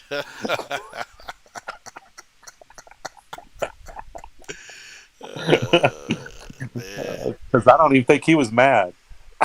Nah, man, he was just having some fun, man. He was I just, know, I know. I'm just playing. he I'm said, playing. But yeah, he, it was fun. he It was fun. goes, But he's pretty clever. I will say that yeah, he's pretty clever. he's a smart guy. He goes savage. Oh man. Actually, I was driving back from Shreveport, Louisiana, back to my ranch, and I get this text from Coach, and he said, "Have you seen this?" And I said, "No, man, I don't know what you're talking about." And he sent me the link, and I clicked on the link, and I started listening to it. I couldn't watch it while I was driving, and man, my stomach, I started laughing so hard, my stomach started hurting. I almost had to pull over, man. Like I said, you're a savage, and then I listened to it, and then I said, "Did he really say that?" And I had to scroll back and listen to it again. I go, man, he really did say that. Yeah. Oh Oh man, man. oh man. Oh, that was funny. Yeah, yeah, yeah, yeah. So if Wow. you guys haven't heard it, it's definitely worth the listen. Yeah. Yeah, Marcus Bell. I didn't know Marcus Bell had a YouTube. I didn't know you made videos, Marcus. You didn't tell anybody. So now Yeah. I gotta go check to see if he's got some videos on his channel. Yeah, I heard about Marcus Bell making some content too. Gonna have Yeah. to check that out. Yeah, man. Oh man. Wow. Man, this is good. This is good stuff, man. Well, man, you ready to shut it down? It's getting kind of late here for me. I got a lot of work to do tonight. Yeah. I gotta everybody say I gotta get the Cat Zingano fans, but I know you don't. I know you ain't finna get no part of that, but I'm gonna get me a piece of Hey, this. you cook. I'll listen, man. Like I said, I Okay. gotta. You might want to pull if you want some good excitement. Why don't you pull Robert Henry in, man? I mean, I'm uh, telling you, man. Robert Henry, man. You know if you feel up to it, Robert, hey, just let me know, man. Let me know, cause I'm finna get this Cat Zingano, man. I Well, can't start cooking, man. Start cooking. I can't let this go. Turn up Yeah. the heat, man. I ain't finna turn Full up the heat force. on Cat, just these Cat Zingano No, fans. no, on the fans. Turn it up on Brawl, man. Let's get Oh it all the yeah. way. All right, man. Have a good night. You Thank you, too, man. guys. All Later. right, bye bye. Roger Allen, everybody. Roger Allen has left the building. Savage. Oh man, it do be funny, man. It be funny. Cause I watch, man. Robert Heron put a video up, man, and I just started laughing, man. As soon as he get up there, I start laughing. Yeah, Robert, man, I'm out to call you behind the scenes, man. Hey, Robert, just let me know if you're down, man. I sent you a link, but I'm finna this Cat Zingano fans finna get this work. Okay, so I've waited all that I can wait for. Okay, I've waited all I can wait for. Okay, 19 of y'all, I know my real 20 in here. Listen, I'm gonna tell y'all something right now. Let me tell y'all something. Using Zingano fans. Okay, y'all think y'all gonna go and get on the coach's helmet? No, no, no, no, no, no, no, no, no, no, no. The coach is gonna get on your helmet. Okay, the coach is gonna get on your helmet. Okay, yeah, Roger, yeah, Robert here. I sent the link. Yeah, just let me know, man. The link's already been sent, so you can pop in when you want to. But I'm gonna tell you, you Cat Zingano fans, okay? What is it, man? Are you guys? And you know why I put this photograph of Cat up there? I put this photograph of Cat because Cat looks darn good, and this is my point. You guys, you guys acting like, listen. Some of y'all acting like a bunch of simps. Some of y'all are acting like a bunch of simps. Like, come on, y'all. Come on. Haven't I called out everybody? Haven't I? I've called out just about everybody on God's green natural earth that's ducking somebody. I mean, guys, y'all remember we made Nico Montano life a living hell around here. Nico, man, it got so bad. Nico was sending agent. I mean, look, Nico was coming on his channel. Like, that's how bad it got. Like, we was on Nico Montano so bad that Nico was coming to this channel listening to the live streams. Trying to act like that, she was somebody else. It was Nico. Guys, I'm talking about, man. I'm talking about we turned up the heat on Nico Montano. And for some reason, people always say, hey, man, you got 20 people in your live stream. These fighters don't know you. Yes, they do. That's the thing. They do know. They do know who we are. They do know who I am. They do know who you guys in the comment section are. We dysfunctional? Yes. All of us are dysfunctional. We are. But we call it like we see it. Okay? Cat Zingano had an opportunity. She didn't take it. Had Cat Zingano never been the person calling out Cyborg. Okay, see, this would never even be a topic. This would never ever on God's natural green earth be a topic. I'm telling you now. This wouldn't be a topic. I wouldn't even have anything to say about this. I mean, I wouldn't. I wouldn't have one thing to say under God's hot sun. Okay? But no, we get a lot of you virgins. A lot of you virgins. Getting mad. Getting upset. I mean, and for what? Why you guys so upset? Why you guys so upset? Why? I mean, over an opinion. It's my view. I think she ducked. It is what it is. Okay, I mean, either you can accept it or not. But people get, man, I'm not, man, I don't wanna see this, man. I'm unsubbing. Well, I mean, unsub. That's your right. That's your right as a person. I'm not holding your hand. I'm not making you stay. Look, we gave Nico all kind of fits. We gave Nico fits. Then we got to Jermaine Durandame. Man, it got so bad. Jermaine, we was on Jermaine Durandame so bad. Okay, we was on Jermaine Durandame so bad. Okay, I see my boy Robert Henry, man. Let's get Robert Henry in here, man. I mean, we was on Jermaine Durandame. We was on her ass so bad that I'm just like, Jermaine during this, she shut her channel down for a while, and she came back. Then we got on Megan Anderson. Hell, we got on Megan Anderson so bad. Megan Anderson put up a Twitter post. Megan was mad at me. She was hot, man. But I mean, that's what we do over here. And now Cat Zingano calling out Chris. Oh, I can beat Chris. Chris ain't seen wrestling like mine. Chris ain't seen jiu-jitsu like mine. Yeah. This is what I'll do to Chris. Well, okay, here's your chance. And she didn't do it. We got Robert Henry in here. What's going on, Robert Henry? Can you hear me, Coach? Man, I hear you perfect. This is Savage W MMA fan. Hey, Coach. Yes, sir. Let's start just a sec. I don't want to get too much off topic. I just want to take 2 seconds to cook on Modafferi. Oh, Lord. Look, check this out. Go for it. In case people haven't saw the video or the media day, when you see her with that lipstick on, it's just like that old saying. You can put lipstick on a pig, it still look like a what? A pig. And look, you can put lipstick on somebody's grandmother, you still kissing the grandmother. So I don't know, Coach, why she had that lipstick on. I mean, I don't know who she was trying to dress up for. Was it her homegirl? Or was it some guy that she knew back in high school? Was it for Goku? I have no damn idea who she was dressing up for. I mean, she was trying to get a little kumsi kumsa with the cameraman. I mean, that's what she was trying to do. She's trying to get a little kumsi kumsa, And, yeah, trying to do a little cosplay, huh? Oh, yeah. Cosplay, horizontal poker style. Yeah. I don't know, man, why she had that lipstick on, man. I thought to myself, I said, damn, Roxy got on lipstick. Now, this is a first. Like, what? Just what's going on here? And I said, did the devil come out of hell? And I started looking for the devil. I said, oh, no. I'm waiting for her to throw on a blue dress. Oh, boy. Oh, man, yeah. Yeah, I was a little aggravated with Roxanne Modafferi, man. I ain't gonna even lie, man. Hell, I'm thinking about even playing that Roxanne Modafferi video. I think let's let the people decide. Let's let the people decide. Do you guys want to hear the Roxanne Modafferi video rap? Say yes. Okay. We're going to let the people decide. We're going to let the people decide. Let the coach ask the crowd, does anybody want to hear the Roxanne Modafferi? Anybody want to hear? Yeah. Yeah, Yeah, Stamina. I kind of, I don't.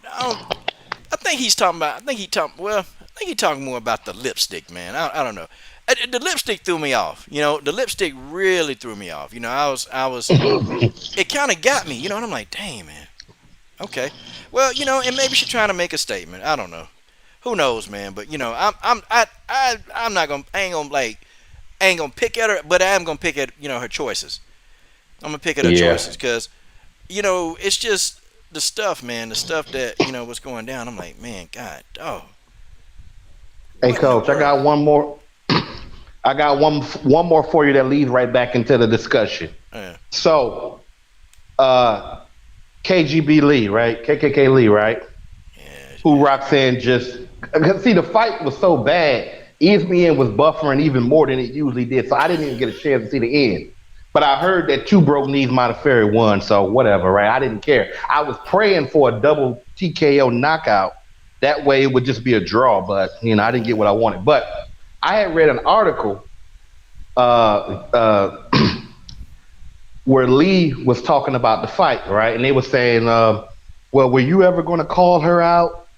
Over the years after she beat you years ago. And I thought, well, maybe this would be a moment where she could somewhat redeem herself, at least as a fighter right now. And you know what she said, Coach? She said, oh, no, I never would have called her out because, see, I never call out other fighters. I'm like, that's why you broke. That's why you don't have any prestige as a fighter. That's why you're never going to get better because you like all these other girls at 125 and all across all the divisions don't know what a call out is. Ridiculous. Well, okay. So what I'm gonna do? I'm gonna play this in honor of Roxanne, but I got to get back on Cat. I got to get back on that Cat Zingano. No, not Zingano, but these Cat Zingano fans. I got to get back on them. All right, guys. Here's a requested song. Here we go.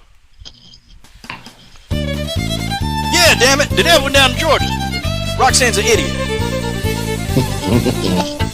Roxanne Modafferi. Too damn dumb for words. The fact she won't do a podcast, the stupid shit's absurd. It is absurd. Because don't nobody know who the she is. Hello? Roxanne, you know you're not a star. Roxanne, do they know who you are? Roxanne, you sound like a fool. Roxanne, you look like a tool. Roxanne, you know you're not cool. Roxanne, go drown in a pool. When I say drown, I mean drown your attitude. That's okay, just skip the interlude. Roxanne, you're really very rude. Hell on earth is like seeing you in the nude. You are someone that I wouldn't really miss. Breath smell like volleyball shit and possum piss. You know about the fans that your ass when this is. Stop giving the fans all your ass to kiss. You so damn smart, it's like to hit or miss. Well, somebody need to kick her in old Dragon Ball Z ass. Roxanne Modafferi, acting like a prick. Somebody beat her down and slapped around with a f***ed up attitude stick. Roxanne, run. Yeah, damn it. People skills, we know you got none. Pick up stick, you got a nose like a You got a damn face that your mother would forget.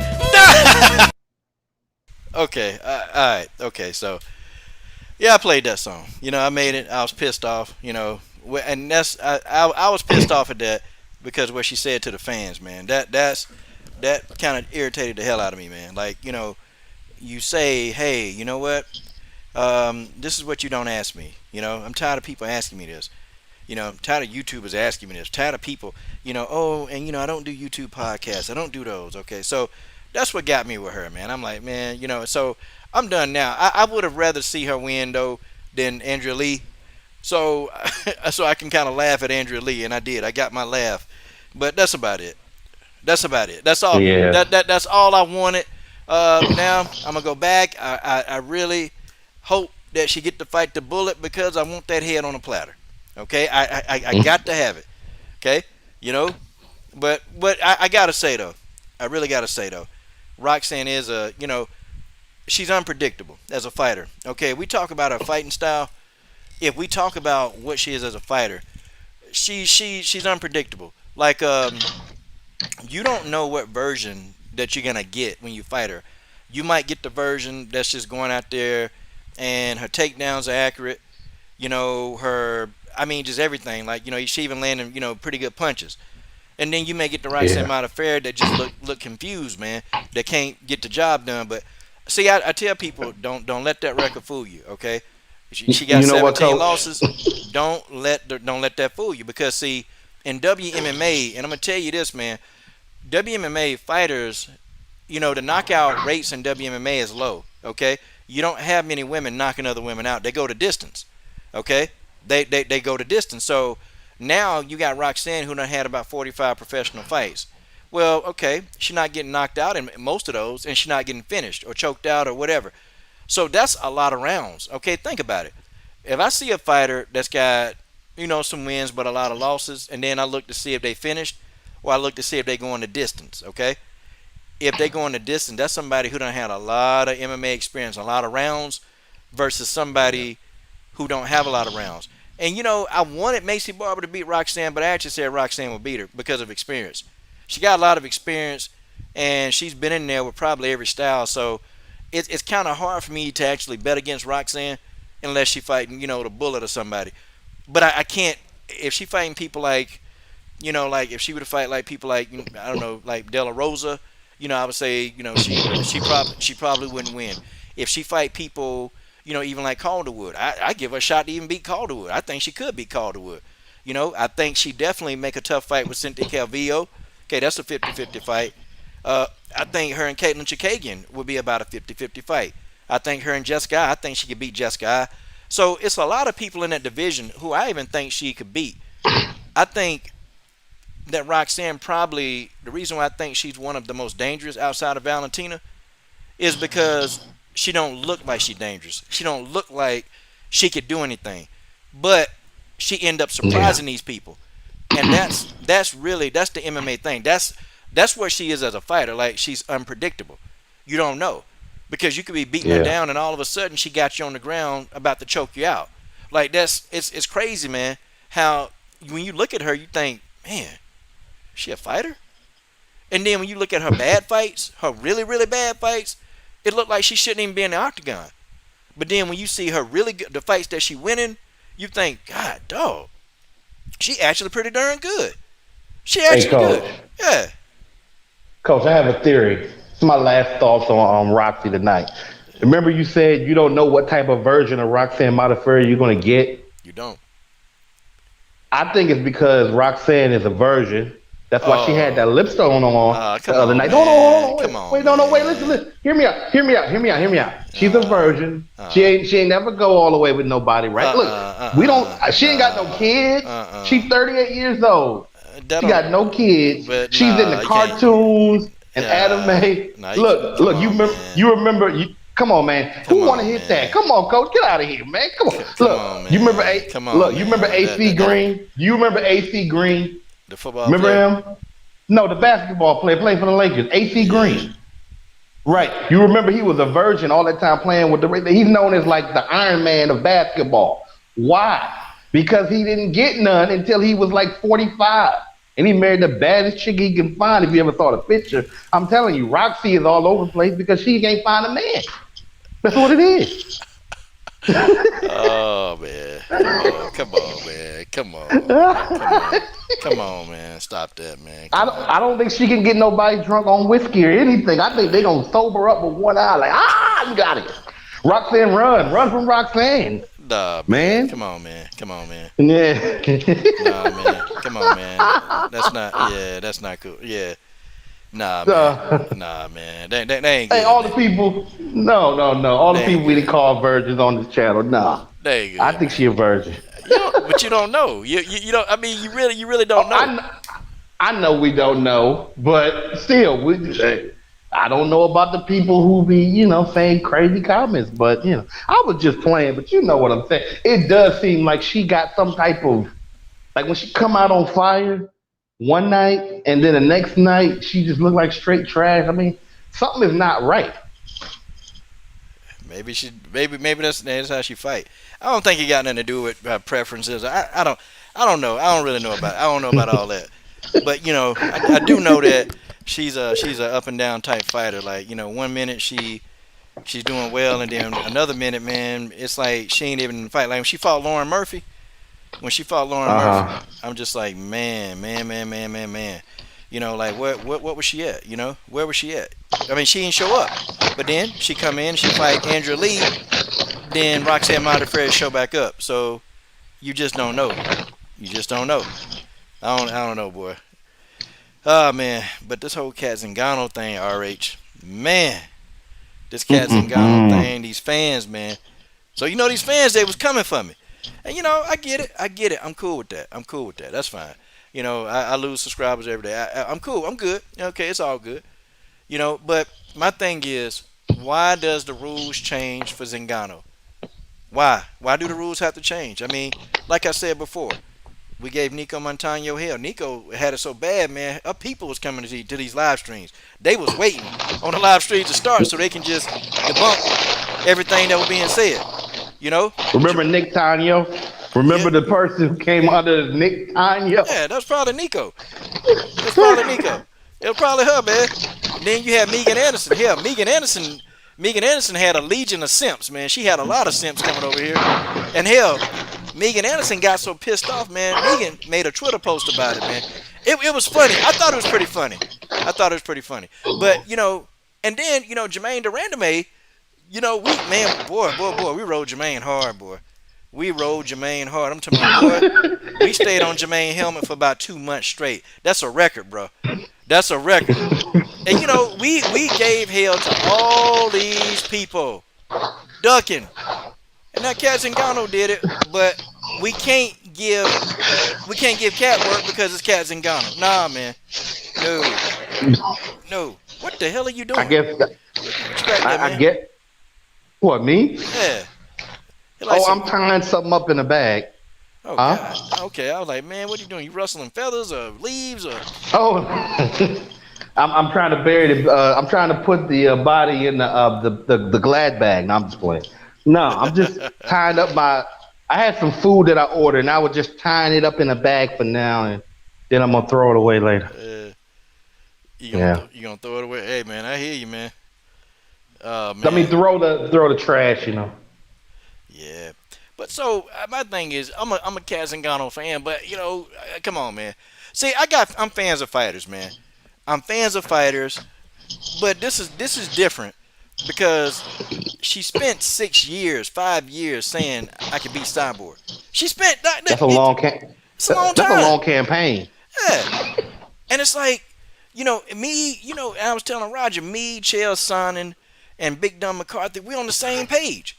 We on the That's same page with bad. this. That's bad. Hell about to freeze over, man. Hell is coming to Earth Yep. now. As pigs fly. Yeah.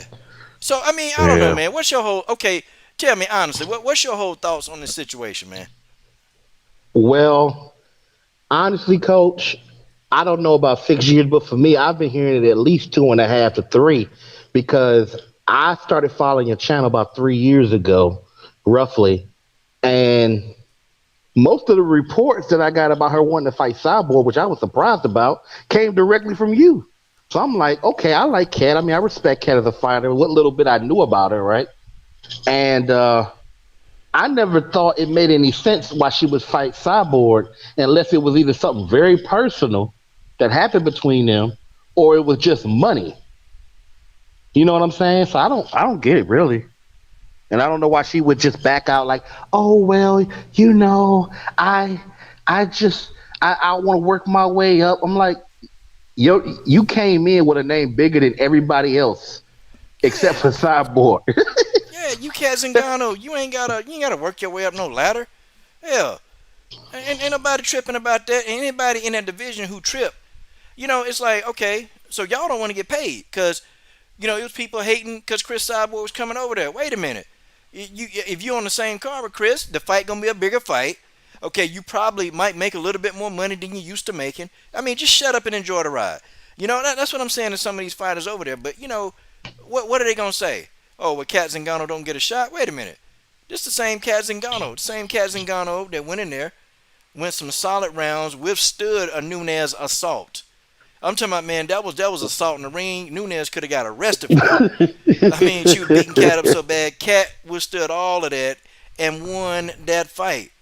Okay, and man, look, none of these people in that division, man, they ain't got they ain't got that blood on their resume. They don't have that blood. They ain't got no blood on their resume. A lot of them, man, they can fight, but man, well, why does Cat, what, and Cat's scared of what they're gonna say. What? You scared of what people who not even on your level, you scared of what they gonna think. Man, I don't do that in real life. Okay? Let alone, now it's almost like somebody trolling my channel. Do you think I care for somebody who trolling my channel? Okay, with no faceless avatar, right? Oh man, you need to do that. No, you need to shut your mouth. See? Are you serious? Are you serious? Kat done been in there with Ketlin, Ronda Rousey. She done been in there with what? Misha Tate, Rocky Pennington. Okay? Straight killers. Yeah, man. She been in there with damn Juliana Pena. And wait a minute, you got to justify? No, you ain't got to justify nothing. And if any other the featherweights in Bellator got something to say, see, we'll back you up.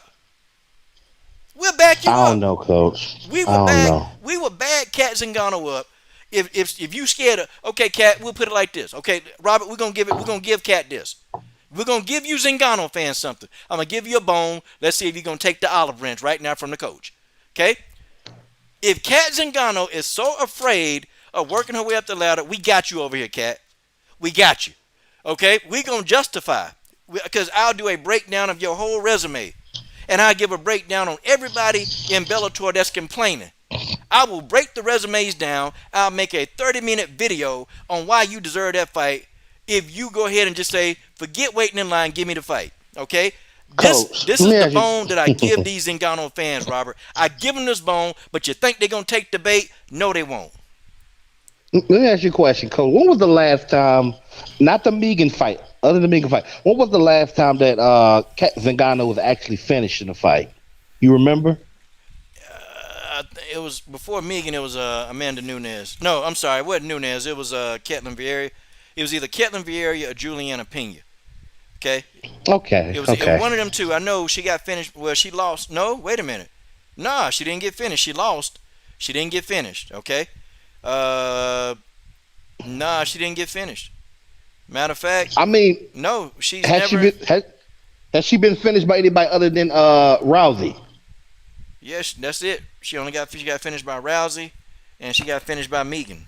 Okay, And but she been in there with all those people, and they ain't get and none of finished. them could. Now, granted, I'm not saying Cyborg couldn't finish her because, as you know, Cyborg can finish anybody. But Yes, yeah, she'll if finish Cat. you've been in there, if you've been in there with all these people, then why don't you deserve this fight? And they couldn't finish you. And remember, the only reason she got finished by Rousey is because she made a costly error. I'm not saying that maybe she may have got finished later, but she got finished in 14 seconds. That was a mental error. She came out and did something that she didn't normally do. Man, See what I'm saying? She did some Karate Kid, Mr. Miyagi, Danielson. Get it up on her ass. Cry, flare, kick. Ronda saw that, grabbed the armbar. That was it. Done. I Right. said, man, what in the heck was you thinking, man? What was you I thinking? got an idea. I look, you gonna laugh at this. Man, you think she should just like go to Chris behind closed doors and be like, hey, look, I know you probably gonna like give it to me. Can you just work the body and just watch my watch my brains stop don't hit me up the head too many times? Because I think if it goes to the here's the problem. If it goes to the ground, she can get her head beat in on the ground because Cyborg throws to the body, but it's like what 20, maybe 25% at the most. Nah, she She gonna hit dropped. you up in your head about 40, 50 times if it's there. Well, nah, Cyborg do work the body. You know, she dropped Julia Budd with a body shot. That's what ended the fight. Oh yeah, you're right. It did. She did. You absolutely right. She do work the body. Yeah, Yeah. man, she dropped Julia Budd with a body shot, buddy. It was a wrap. Julia Budd said, Man, I bet "Oh." that joint hurt. Julia Budd said, That's what she said, man. Go ahead and watch it. She said, She "Oh." said, "Oh." She said, "Oh." And then she tried to cover it up. You know when they cover up, man, you know it's a wrap. Julia just said, Ref, take me away from this ass whooping, ref. You know, and she prayed to the ref, and the ref heard God, and God answered Julia Set her Budd free. prayers. He set her free from the octagon. Oh yeah. But yeah, Cat did. I don't know what Cat was doing. Yeah, Cat do Why probably don't Catch retire, man? Won't you know all this stuff? Like you're like one of the few people to beat Amanda Nunes. You've been in there with Rousey. Like Cat can make money and be a part of the sport in so many different ways. You know? Yeah. Yeah, man. I mean, he could. But you can't talk to fighters though. Fighters love fighting, so Man, look, Cat could. It's a lot of stuff she can do. I honestly, if I was really, really trying to get deep in jujitsu, and honestly, if Cat Zingano had a school, I'd be there. I'd be there because you know, Cat could teach. Cat know what she doing. But you know, she had to have known that this was gonna come back because you know it's bad, man. With me, Big Dumb, and Chael, we say the exact same thing. Chael Sonnen, see, right. and Robert, this the thing. So why can Chael Sonnen say it? Why can Chael Sonnen say it? But you know, ain't nobody coming for him. Ain't nobody coming for him. But you know, I say it. John McCarthy had to look, man. He said it. John was like, he was looking at it like, call out Cyborg. You know, you can tell he had that look on his face. Like, anybody want to call out? And, you know, if John McCarthy and Chael, they thinking the same thing, like, you deserve a title shot. What do you mean? You got to work your way. And when she said it, man, I gotta get a picture, man. When she said it, how Big John looked at her. Big John looked at her like, what the hell? Are you stupid? Like, he looked at her like, damn. Like you just want to walk away from that bag. Yeah, like Big John McCarthy, he was done, man. Just look at his eyes. He was done with that interview. When she said that, he was done. He was legit done. And, you know, he kind of rolled his eyes when he walked away. And I'm like, man, because he gave her the ultimate alley-oop, bro. I'm talking about he threw her the pass. It was right there because, you know, you don't think Big John and Chael, they talk to Scott Coker. And, of course, they make suggestions, you know. And, you know, I mean, come on, man. That fight was there. The fight was there. Coach, Coach, let me say something. For the rest of this year, matter of fact, ever since the COVID-19 crap happened, right? Yeah. I'll say this year and maybe most, if not all, next year. I think that 90% of the call outs, if everybody just started to say, I'm going to call a bunch of people out, if you win a fight and call somebody out, it's almost guaranteed you're going to get that person, or at some point, you're going to get a favorable matchup that you want that's going to move you up because they desperate. Like, I'll give you an example. After the Grazo victory over, what's her name, Kim, right? Yeah. I can't think of the name of the ex fighter, but you've seen him before, though. Yeah. One of the commentators, and he was saying, he set her up so beautiful. I talked about it in the video. He was saying, well, you just moved into the division. You just beat I think Kim was number 7 or something, but it was a top contender, right? Yeah. And it was like, well, you should have a number next to you pretty soon. And then she smiled and got real happy, and I'm like, here it come. And he was like, he just laid it on the table. Was there anybody that you'd be interested in, seeing in your next fight, something like that, he said. And she said, oh, I'm just so happy, I'm ready. And this is where I do agree with Shell. I heard him one time say something like, this ain't the time to thank people, this is the time to call people out. That's what that's for. So just call somebody out. She just kept talking about how she's ready for who's ever next. I'm like, you ain't gonna never go nowhere. They're gonna give you Bobo the fool off the street. Nah, Alexa, what are you doing? They're gonna give you Alexa's date. Yeah. They're gonna give you somebody. Yeah. They're gonna give you somebody that you really can't help you in your title quest, and then that person end up beating these people. Man, it's I don't know. It's the damnedest thing, man. It really is, man. I don't know, man. These people, Man, if I could, Coach, I'm gonna cut you off, and I don't mean to go man. back to Roxanne, Oh but man, come on, on man. that interview, look, in terms of using marketing skills, one of the interviewers was like, "Do you want to say anything to your Japanese fans?" She spoke Japanese, Coach. I'm talking about, I don't know, was it 30%, 80, or 100? But all the words were clearly in Japanese. I know I've heard it enough to know what it sounds like. Yeah. I'm like, you can't work that. You don't appreciate your Japanese. You got a whole fan base that other people would kill for. You got the Asian market, you got the white market, and you got the genre of anime and goofy stuff for goofy people. Well, You can't make no you. money. Let me tell you, man. The Dragon Ball Z, that's big, man. That's like the biggest anime around, and Toei Animation, they would love to partner with the UFC with a fighter that's into that, and Roxanne could get a bag off that. That Dragon Ball Z is no joke, man. Like when I say that, if I was a manager, I would immediately make a phone call to Toei Animation. Look, I got a UFC fighter, and I'll make sure I say I got a UFC fighter. I got me a UFC fighter that dresses up in cosplay like all y'all characters. Okay, look, we need to do some voiceovers. We need to do some commercials. We need to do something. Okay, let's make a deal. Do you know how easy that deal would be?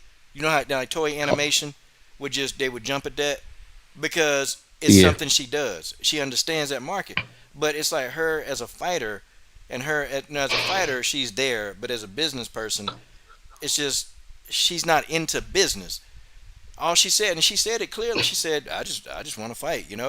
Well, I mean, it's Yeah. great. That's great. That's great. You want to fight, but what are you gonna do when you can't fight anymore, Roxanne? And see, that's the question that these interviewers they need to start asking these fighters these questions, and these managers they need to start planting the seed. Listen, we gotta prepare for your future. We gotta prepare, and if they too dumb to listen, okay, well just take the 10% and go on. Just take the 10% Yeah. and go on somewhere, and just let them do what they do, man. Because when they end up on Skid Row or they ain't got enough money, And Roxanne said she used to be a teacher, man. So I would assume that she can fall back on that because she used to teach people English. She used to teach them English in foreign countries. That's what she was doing before she was fighting, and Decent money. she was working for another job and she just didn't like it. So she quit those to become a fighter. Well, when it happened, when you can't fight anymore, what are you gonna do? Okay, are you gonna go back Yeah. to that? Is that your profession? You're gonna go back to it because you hated it when you were doing it. So you're gonna go back to it when you're not fighting your passion. Because there's gonna come a time, man, when she can't fight anymore, and it's like Right. fighters like her. I would let's say me. It's one of my rules, man. It's one of my rules. I don't mess with females that don't have a plan. What they have a plan, but they don't understand a dollar. They don't understand a dollar. I can't do it because it ain't gonna work with me. Okay, I don't care how beautiful the person is. It don't work with me because if you don't understand a dollar, and if you don't want to build no dynasty with the king, then guess what? Uh, it's a wrap. It's a wrap for Right, me. right. Can't do it. I mean, And she be one of those people. yeah. I had to shake my head, Robert. Like, damn, what the are you really like? What the hell wrong with you? Here's Damn, my thing, Coach. you a Here's my money, thing with you an her. ATM machine, girl. Listen, she a walking ATM machine on steroids. She don't even realize it. And I'm not trying to be funny here. I wouldn't trade. I wouldn't want to be nobody else at any other time. I love being who I am. But if I was on her team, I'd be like, don't you understand? You got the complexion of connection. Yep. Dana gonna let you do whatever you want. Because I'm gonna tell you why. Remember when she would come out all that Goku stuff on and all that? Yeah, they ain't say nothing. They To that.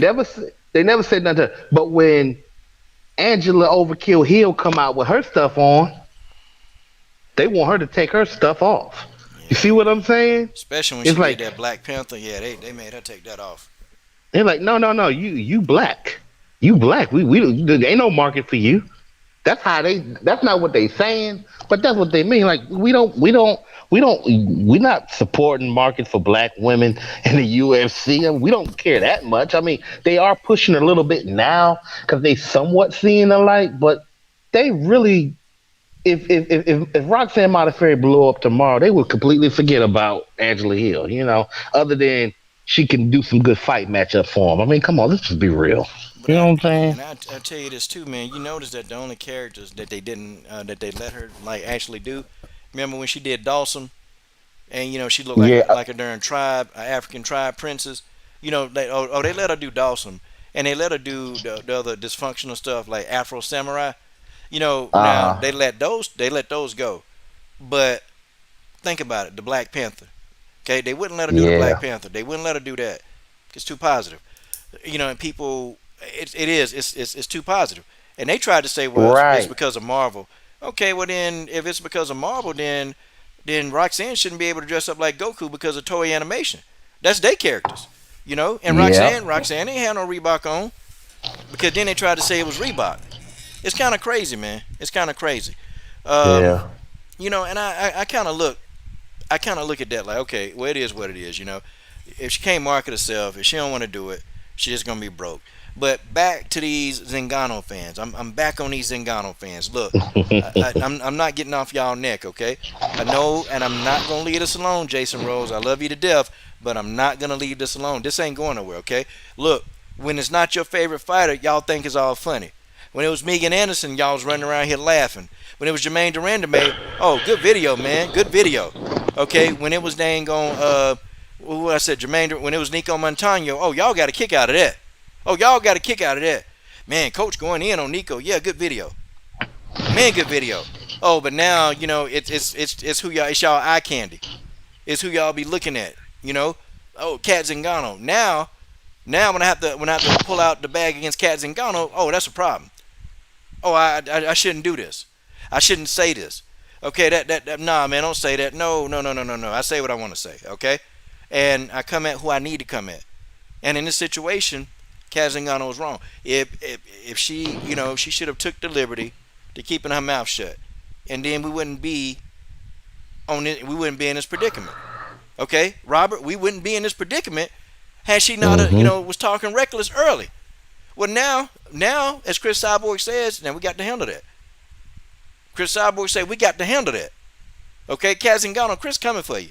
Okay, you can't get away. Scott Coker gonna make that fight. Whether you tell him, well, I'll Hmm. fight anybody, Scott gonna put you in there. Because look, Scott want to recoup some of that money he had to pay Cyborg. So he got to put her in with the biggest name he can put her in. Who is that? Cat Zingano. Got to do it. He got to do it. Okay? You ain't Cat. You ain't getting away from this. And see, I think it woke her up, man, when she almost got stopped in round 3 by Gabby Holloway, somebody who's well below her technical level. She had to think about that. I think if she would have finished Gabby Holloway, she probably may have called her out. I don't know. But she didn't, man. No, you had to fight. You had to actually fight Gabby Holloway. To beat Gabby, you had to fight her. You had to pull out the stops, all the stops to get this job done. It is what it is. Okay? You Cat Zingano fans, I'm going to tell you something. Okay? Y'all stop looking at the photograph on the screen and listen to what I'm saying. Y'all know, you've been on this channel long enough. If you've been on here longer than 2 years, you know when people duck fights, whether if it's boxing or MMA, any combat sports, we call it out. That's what we do over here. Okay? Don't act like this is something new because it's your favorite fighter. Okay? See, the reason why y'all like it so much because I wasn't calling out your favorite fighter. Look, Batty B had to sit through it. I gave Nunes hell. I gave Amanda Nunes hell when Nunes, talking about she had a sinus infection and didn't want to get in that octagon with Valentina. I gave Nunes hell. Man, I was getting on Nunes so bad, Chris Cyborg started posting my videos on Twitter. Like, that's how bad it was getting. Chris, they was laughing so hard, man. Chris Cyborg started putting videos of mine on Twitter. I'm talking about literally pushing the videos because it's promotion for her. But she was laughing because she thought some of the stuff I was saying, she thought it was true. But y'all know how bad I rolled Amanda? Batty B had to sit through that. She argued, but she didn't get caught in her feelings. She ain't, man, I'm gonna unsub. No, she fired back at me. I ain't finna let you talk about Nunes. We had some knockout, drag-out arguments. That's what we did. Okay, all the Megan Anderson Sims, Robert Henry, all of them. They kept coming back for more abuse. They kept coming for it. And some of them people still subbed to my channel. Some of them Megan Anderson Sims are still subbed. They didn't tuck, run, and hide because I said something about. No, they defended their fighter. That's what okay, fine. Defend your fighter, but I'm going to say what I got to say. That's how I work around here. I'm going to say what I got to say. Oh, go ahead. I'm sorry. Yeah. No, I was trying to do a Megan Anderson, my Australian accent's a little rushed. I was trying to say in her way, Coach, you're what's wrong with the sport, how she like calling people out and then just ignoring what other people do. But anyway, in terms of look, I got my opinions, right? I'm a diehard Rose fan, and I'm sensitive about that. But I'm not gonna like stop messing with a person or like make a death threat because somebody got an opinion that I don't share or they don't see it quite the way I do. That's just stupid. You know what I'm saying? That's just really stupid. Yeah, I had people give me death threats over Megan Anderson, bro. It was pretty serious. And so I got to the point where I told the dude, okay, I'm gonna be right. I gave my location, exact location. I said, this is where I'm gonna be. Meet me there at 5:30, okay? Because I had no intention of letting this person go. And I put it like that. Without incriminating myself and without telling on myself, I had no intention of letting this person make it back to their house. Had no intention. Okay? I had already had the master plan set up. See, you know what? I'm going to tell you what a lot of you dudes, what y'all problems are. Y'all don't know that the person who making a video, y'all think that that's just the person making a video. And sometimes that person making a video might be very sadistic. Okay? They may have plans for you. Because this one dude, I had plans for him. Okay, I had some plans for him. And I'm going to tell you, I'll tell you off camera what my plans were. But trust me, it wasn't nice and he wasn't leaving. Okay, there was no way. And that's a note to anybody you want to, hey man, I'm going to come see you. Oh, okay, good. Good. But my motto is I can't let you leave. Matter of fact, you ain't leaving. Oh, you're going to stay with me forever. You will stay with me forever. Okay, just know that. You're going to stay forever. And you know what? you're gonna be a parting shot on my wall. That's it. That's all I'm saying. Yeah. That's all I'm saying.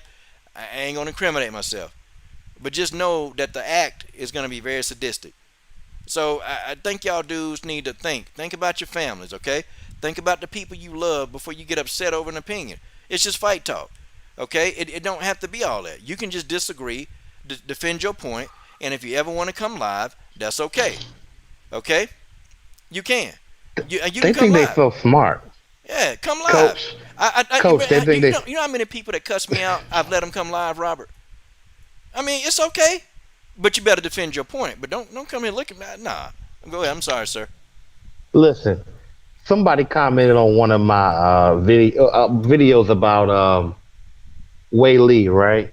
Yeah, And I just completely ignored the comment because they sitting there like, well, yeah, uh, she ain't that you ain't that much into her. You're not worried about her, but you made a video about her. He he. Well, you commented on what I said, so apparently whatever I said it got to you because right. if it was so lame, you wouldn't be writing about it. Exactly. Like you say, it's just talk. So why do you care what you know? And then people be leaving messages. They be trying to like send stuff for you to click on it so you can probably click on some porn or click on something that's illegal. I'm telling like the stuff that people be trying to like leave in your comment section. Like one person will say, uh, "I like your laid back style. And I like your delivery." I'm like, "Oh, I appreciate that." Then somebody will come behind that person and purposely say, "Man, you sound high. You sound crazy," or you need to you need to pick it up. You need to be more intense. I'm like, whatever mood I'm in when I do the video, that's what you're gonna get. You ain't paying me to do this freaking video. Why should I care whether or Yeah, not you like my style? My style ain't got nothing to do with you.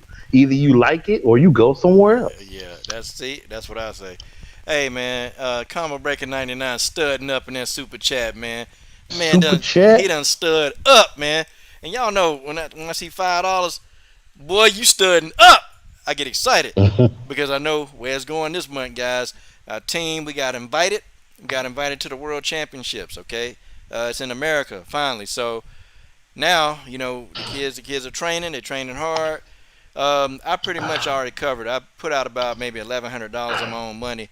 For the travel. Now we just paying for the entries now. That's what we're doing. So that's That's it. what's up. The entries are gonna be there, y'all. So thank you, Combo. He says you can go in on JoJo. It's cool because I always defend her. Robert Henry, what's up? And then Stamina MC comes behind Combo. He said it's not cool though. I'm more of a fan of her as a person than as a fighter. But the way folks were clowning her and still are is distasteful. And yeah, and Combo, man, JoJo is a nice person, man. She really is, but she made a very critical mistake, man, and we don't know why. Maybe she needed money right away. Maybe she needed some quick money. Who knows? But I think in the long run, I think she cost herself more money in the long run because when you look at it, the kind of payday that you would get, because you're fighting for a title. So I'm sure. Okay, and I wish I'd have had Roger back in here, man, and asked the question. But I'm pretty sure, man, they could have, I don't know, restructured like they did with Jorge Masvidal. She's fighting for a belt, so you're gonna get a pretty hefty payday. And you fighting Valentina, the payday is gonna be good. But I don't know. I didn't clown her as bad. Now I clown Roxanne because Roxanne was just acting stupid. Okay, JoJo respected her Yeah. fans. I only said I talked about Calderwood like twice. Okay, and I let Calderwood go. I let her off the hook. Now if you ask me about Montefiore, no. I want Montefiore head on a platter. Okay, now I'm not letting Montefiore not off the hook. Okay, Hey, coach. Cat I Zingano made. gonna be off the hook. Cat Zingano will be off the hook probably in a couple more days. Okay, I'm gonna let Cat off the hook because Cat love her fans. Okay, so Cat Zingano will get off the hook, but then you Cat Zingano fans, nah, I'm not letting you off the hook. Okay, every chance I get, you Cat Zingano fans. Okay, I'm gonna get you. You come jump on Coach Shelton Harrison today. Huh? Huh? Yeah. Hey, coach. My Yeah. first video I made, my first three videos I made was about Montefiore, right? Only the third one, and on that song that I made later, that I even mentioned JoJo's name. But I don't apologize for it or anything because she went into that fight and got armbarred by Maya and completely outstruck. And I just wish somebody in her camp could have said, "Hey, let's hold off. Let's try to do a GoFundMe with your fans. Let's do anything. Let's wait on Valentina." Like, I again, I understand sometimes you roll the dice, but come on. And and somebody on the Facebook page, shout out to the Facebook page, uh, they tried to say, I think they didn't know though. I mean, They try to say that Valentina took a risk by taking that fight with Cachoeira. I'm like, I don't even think she was booked to fight Nico Montano before that fight because she had to debut. Like, yes, they pushed her to the front, but if she didn't win that fight against Cachoeira, I don't think Valentina gets Nico Montano. So I don't think that's the same thing as what Carter would have had, where if she just would have waited, she would have Yeah. got Valentina. So you know, Well, it's different, man, because Valentina didn't have a choice because nobody really wanted to fight her. You can ask Roger that. I mean, nobody wanted to fight her. Okay, and I can tell you now, it's about five people in that division that ducked Valentina immediately. When the fight was offered to them, they said no. Okay, and I can tell you this one: Caitlin Chikagian was one of them. She's one of the first people to say no. She's like, no, she said no. And it's a couple others that I ain't gonna say anything about, but they legit ducked Valentina. So the only person who would actually willingly take the fight at that time was Priscilla Cachoeira. I mean, why you think they had to bring Priscilla in? Priscilla wasn't in the UFC. They had to bring her in to fight. They had to bring her in to fight. Okay, because nobody would fight Valentina. That's the reputation as a stone cold killer she got. let me say this, Coach. Mm. Shout out to Cachoeira for taking that fight. I did some research. I did a video on Cachoeira. Before I did it, look at the stuff that she went through before she even got to the Valentina fight. I was like, wow, this woman already a survivor, right? But to survive that fight, now, if you ever seen a fight in your life that you thought the rest should have stopped the fight early, now you want to talk about savage numbers, platinum savage numbers, just as ridiculous a savage. Like, I don't think this will ever be duplicated, possibly. For anybody who criticized Valentina's ability, she outstruck Cachoeira 200 and I had to keep looking, 230 to 3. That was utter destruction. The fight should have been stopped way sooner. 230 to 3? That's like somebody beating their kid all day long. Man, she beat Cachoeira so bad her hair turned red. Like Valentina hair, like seriously, Valentina hair was bright red. Like it looked like Valentina had dye in her hair, like for real. But it was Priscilla Cachoeira blood. That's what it was. Like God. that's how bad she beat Priscilla, man. I'm talking about she beat Priscilla during the 1 inch of her life, man. I'm like, God, dog, man, that was a beating. She That could have killed her. You right. Man, Priscilla she could have became a vegetable that day, man. And she got mad at the fans, man. Got mad because people were, was talking about her corner, and she said, "No, my corner did what I wanted them to. I want to go out on my shield." Yeah, You was gonna go out yeah. You was about to go out. forever. Yeah, yeah. You know what? Can I say something real quick about that? Mario I Yamasaki. get Yeah, go ahead. I get really you're one of the worst ever. Way worse than anything that people criticize her deem of doing. You know what I'm saying? But anyway, Yeah. at the end of the day, I get so tired of people talking about, oh, he tapped, she tapped, they did this. I'm like, ain't none of y'all gonna take care of these people if they end up a vegetable in a wheelchair, dislocated arms and legs. I'm like, man, if I'm it's a situation where it's controlled, where I know I don't have to get my arm broke or have to get choked out, man, I'm on all day. I'm gonna tap the strikes too. I don't give a damn. I'm still leaving with a check and my health. Oh man. You know what I'm saying? Some old macho BS. No, no, you take your macho ass home safe and sound with your kids or whoever love you instead of sitting there trying to be He-Man. You ain't no He-Man, you a human. Yeah. Yep. You're a human. You sure are a human, and that's what it is. Well, you know what? You know what? I tell you this, okay? Tell you this. I'll lead the Cat Zingano fans with this, okay? And you guys can take me up, okay? You can take me up on my offer, Zingano fans, and I'm gonna let it go, okay? You Zingano fans, okay? Remember what I said earlier, okay? I'm gonna get off of Cat, but I'm not getting off y'all, okay? I'm not getting off y'all, and I'm gonna put you in remembrance of Cat's words. Every chance I get, I'm gonna be right here putting you in remembrance, okay? I'll be right here. I'm gonna be right here to help you with your situation. And I know you're gonna watch because y'all can't stop watching. You can't stop. You'll be right here. Okay? But I got listen, and all y'all got to say is look, just tell Cat Zingano, okay? I'm giving y'all a way out of this. Tell Cat, listen, I need to get acclimated to the weight, okay? I need to get acclimated to this weight, and I need to take a fight or two to get used to the weight. I give y'all that. I'm gonna give y'all that.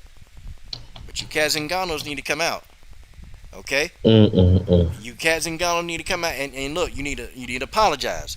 Okay, you apologize, okay, for y'all coming at me, okay, you apologize, and I'm gonna get off Cat neck, okay, I'm gonna stay on Cat for about 2 more days, and I'm gonna get off, but if I don't get no apology from you Zingano fans, and I gave you a good idea, I'm gonna be on y'all every chance I get, I'm gonna be right there on your helmet every chance I get, every chance I get.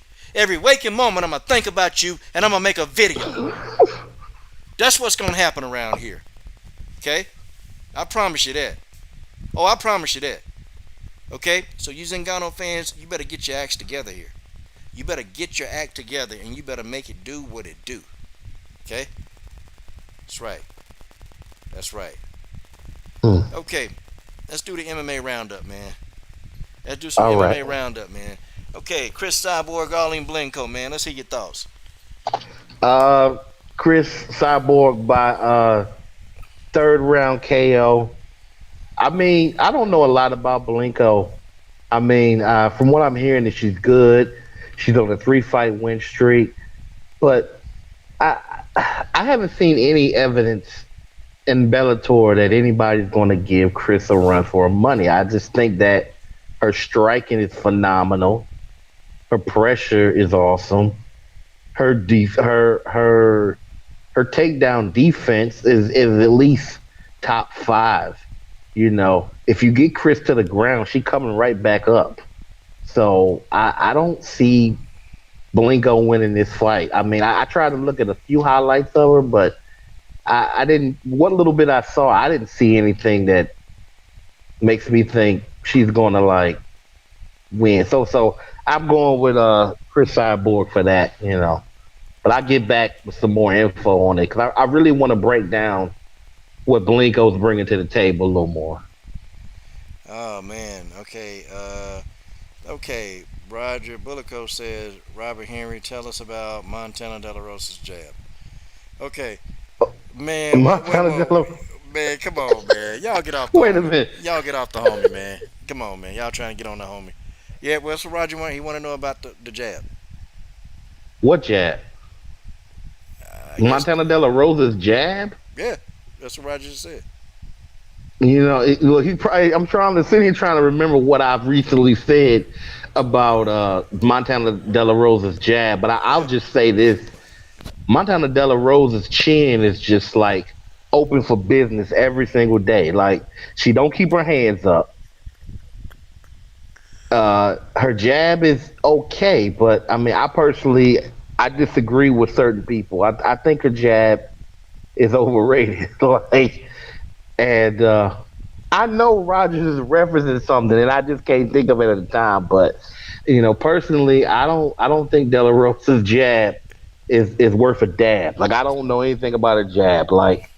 All I saw in that fight against what's the girl name again that beat her? I can't even think of her name right now, but the Brazilian girl in that fight, she completely just Arojo. Right, Arojo just rolled her chin, man, it was 5 punches to 1 every time they threw it out in the flurry. It was just terrible, and BJ. Go ahead, Robert. Is BJ there? Oh yeah, BJ wants some smoke. No, BJ said all that stuff about wait till y'all see Montana De La Rosa. Montana De La Rosa was as red as an apple in the face by the end of that fight. Okay. I mean, it looked like a bunch of kids just poured ketchup all over her face for 3 rounds. It just smeared it all over. De La Rosa got her ass whooped royally. I mean, it wasn't as bad as the Nico Montano fight, her whole body was bloody and that. She looked like a bloody zombie, or like Coach. You remember the movie Carrie where she had the blood all Oh, over her God damn. body? Yeah, What? you Yeah. gonna look like that. Oh, man. BJ Johnson is in the building, man. BJ No filter Johnson. MMA. He's in the building, man. Oh, man. It's finna get good. God, Coach, dog. Coach, you should play my video called did this fight really make Montana De La Rosa's stock go up? I was like, hell no, it didn't. No, it didn't. Yeah. Oh, whatever. Yeah. Hey, what's up, BJ? What's up, my friend? While I ain't here, I'm here. Let's go. Let's go. Oh, yeah. Let's do it. Go ahead. Hey. Jillian Robinson fan club in the building. Montana De La Rosa fan club in the building. Coach, they only spent so much time talking about it because it was me that picked. I could be big on Justine Kitch. And all you gonna hear out of George Page, Robin Henry, only thing you gonna hear out of their mouth is Justine Kish. It's whoever I root against is whoever they hate. It is what it is, Coach. You should be proud BJ, of yourself that you got these people that we can talk about. Absolutely. What's up, Coach? BJ, BJ, I'm Coach cutting my Shelton mic Harrison. off. There'll Y'all never be can no go. comparison. You're Hold live on. on the show. Sit back Listen, and man, have a I ain't listen. worried about nothing Coach, that keep nobody up the good say work with your when it team. come to Montana. Y'all should know me by now. Hold I've on, been y'all. doing this- B, Like, I'm I've been sorry, doing this podcast. Listen, let me talk. It's my turn to talk Hold now. on one Robert second, Henry. man. Hold on, man. Roger just put $120. Oh, Yo! oh. Yo! That's Big what I'm baller talking shot about, caller. baby. Man, we finna go to nationals. Yeah, hey, man. Yeah, but I just saying, I put up over $1,000 of my own money. We paid for our travel. We got that. So now Nice. we doing the entry fees now. But hey, woo! All right, guys, I'm cutting my microphone off. Y'all can cook. I don't give a Okay. damn. Now, Go. now let me get back to this smoke, Coach. Since everybody got so much smoke for BJ, everybody got so much smoke. Robert Henry, you know I'm coming after you, dude, because you made your little videos. So you know I'm gonna Hey, Listen, I ain't afraid. I ain't worried about Rose losing. Let me say this. About Montana De La Rosa, okay? Mm-hmm. I'm still gonna roll with Montana De La Rosa no matter what. You know what I'm saying? It is what it. I'm gonna still roll with her no matter what. But for Montana De La Rosa, you know what I'm saying? For her to have the heart as a grappler to go in here and strike with Viviane Araújo, dude, I don't take nothing away from Montana De La Rosa like for that, bro. I'm not gonna take nothing from Montana De La Rosa, man. Y'all can say what you want to say. But I'm still gonna be a fan of Montana. You still gonna watch my videos. You still gonna be on my channel. So it is. So it is what it is. I done ate my crow. I done moved past that crow, bro. You sure you don't need any more crow? I got some right here. Hey, she gonna win her next fight. So what does it matter? Right. Yeah. I mean, you know why she gonna win her next fight though, right? Fight? She gonna win the next fight because she fighting an opponent much lower than the one she lost to. Is that why? Yeah, you call it what you want to call it, dog. That's what I called it. You call it, but Robert Henry, hit me up when your fighters are all undefeated, okay? When everybody that you pull for go out here and never lose a fight, then you let me know.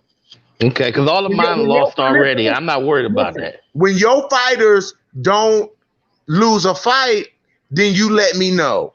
Okay. Until then, you can't come at me for saying. You can't come at me for. I mean, y'all come at me for Montana De La Rosa losing a fight.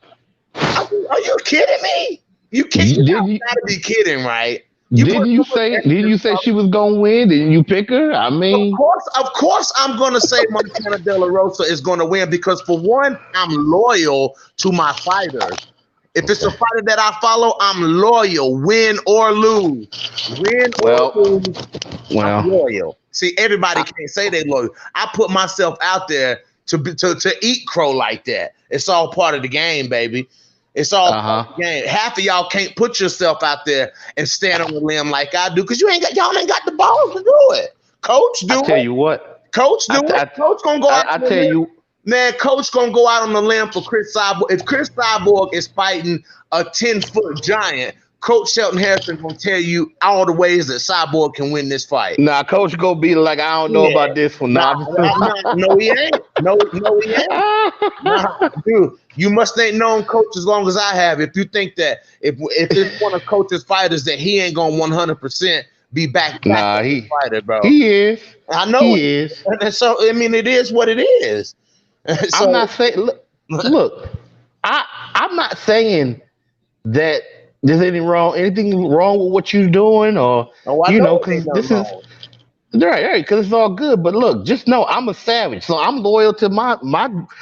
Look, I'm not loyal to Montana De La Rosa. I might like her a little bit more than I like Modafferi or somebody, but I'm not loyal, so I can go ahead and serve you up, a little nice dose of what us old school people call the truth. Yeah. Shut up, Robert Henry. You make me sick, dude. But just so y'all know, the hype train, the steamroll ain't slowed down at all, baby. So it's slowed down. It's approaching the stop. For me, it ain't slowed down at all. Y'all tried to slow me. Y'all tried to slow me down. Y'all tried to slow me down when Jillian Robertson lost to Macy Barber. Y'all tried to slow me down when De La Rosa lost to KGB. Y'all tried to slow me down when De La Rosa lost to Viviani. Ain't you get tired of these detours and shit? Nah, I'm good, dog. Because just as much as my fighters win more than they lose. So it is what it is. You can't call it a lie. They win more than they lose. Look at Cat. Look at Cat Zingano. Win. I ain't got to argue with y'all, man. I ain't got to argue and refute. That's why I've been silent, man. I ain't been silent, but that's why I've been chilling, bro. I ain't arguing with these people about this video about Montana losing. Hey, so what's up with that De La Rosa interview so we can get the scoop? You've been telling us about it. Montana De La Rosa is hard. I'm telling you, you try to get a hold to her. She hard to get a hold to, bro. De La Rosa is hard to lock anything down with. Yeah, George Page, Jillian versus Viviani. Come on, man. You know who win that fight, bro. But I'm gonna tell you, Viviani go beat the brakes off of. If Jillian try to stand for 30 seconds, she'll get knocked out. Like Montana did. Yep. Oh, okay. She tried to stand. She worse than Montana on the feet, man. Coach, what you say? But I'm gonna tell you though, man. I think though Montana De La Rosa, man, they need to interview with you, man. Especially, man. If you effing with them like you've been doing. They need to, man. They need to make time for you, bro. I'm saying that because you put a lot of time, man. I mean, you looking at her videos, you studying her, and I think whoever you got to reach out to, man, maybe even call her gym, man. Try that, man. Figure out what gym she at and just call, man, because they need to interview with you, man. Because it ain't. I'm gonna be honest, man. It's not a lot of people actually doing videos on Montana De La Rosa. I'm saying you probably one of the only YouTubers that talk fights that do it. So they need to interview with you. And so I'd say call her Jim, man, because dude, she don't have people lining up trying to knock at her door. To get her. And she can build her brand on your channel. I mean, see, man, it's a lot of stuff that these people can do, man, but some of them don't do it, coach. Yeah, and I don't know a Montana like that because I don't know her like you know her.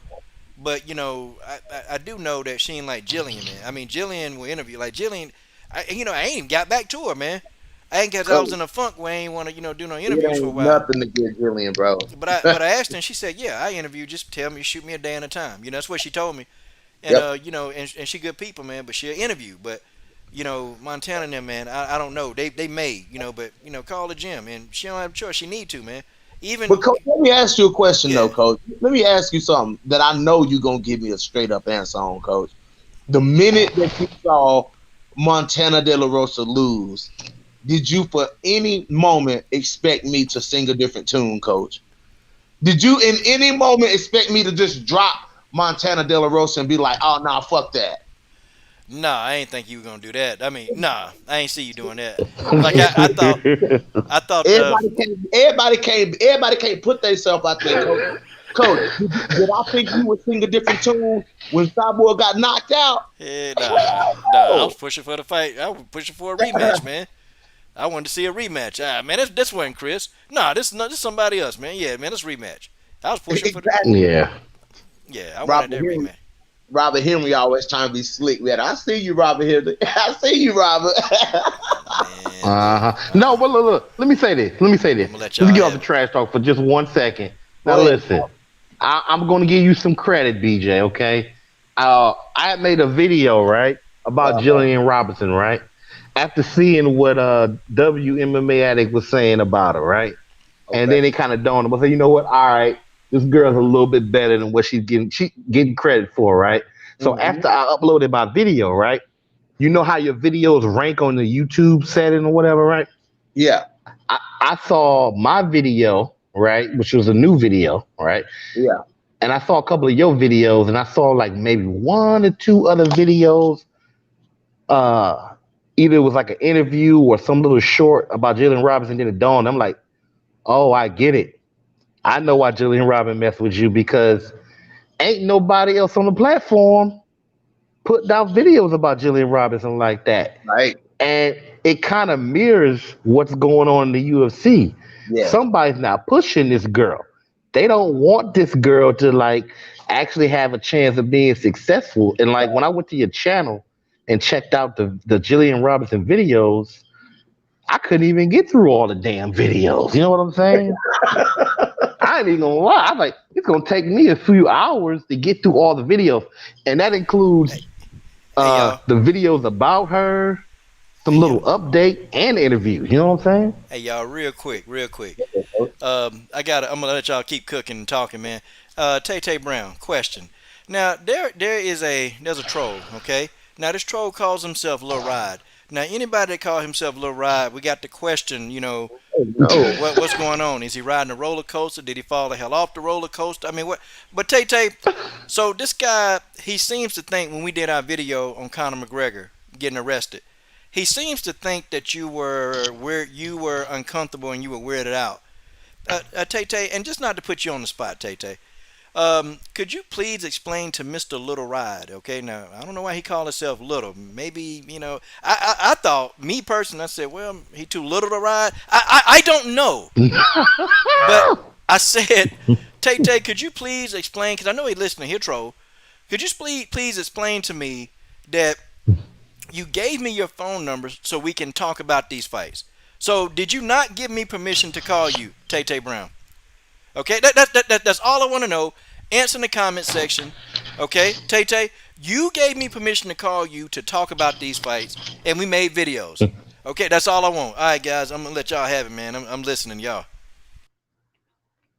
Yeah. Shout out to Little Ride, Dumbledore for whatever his name is.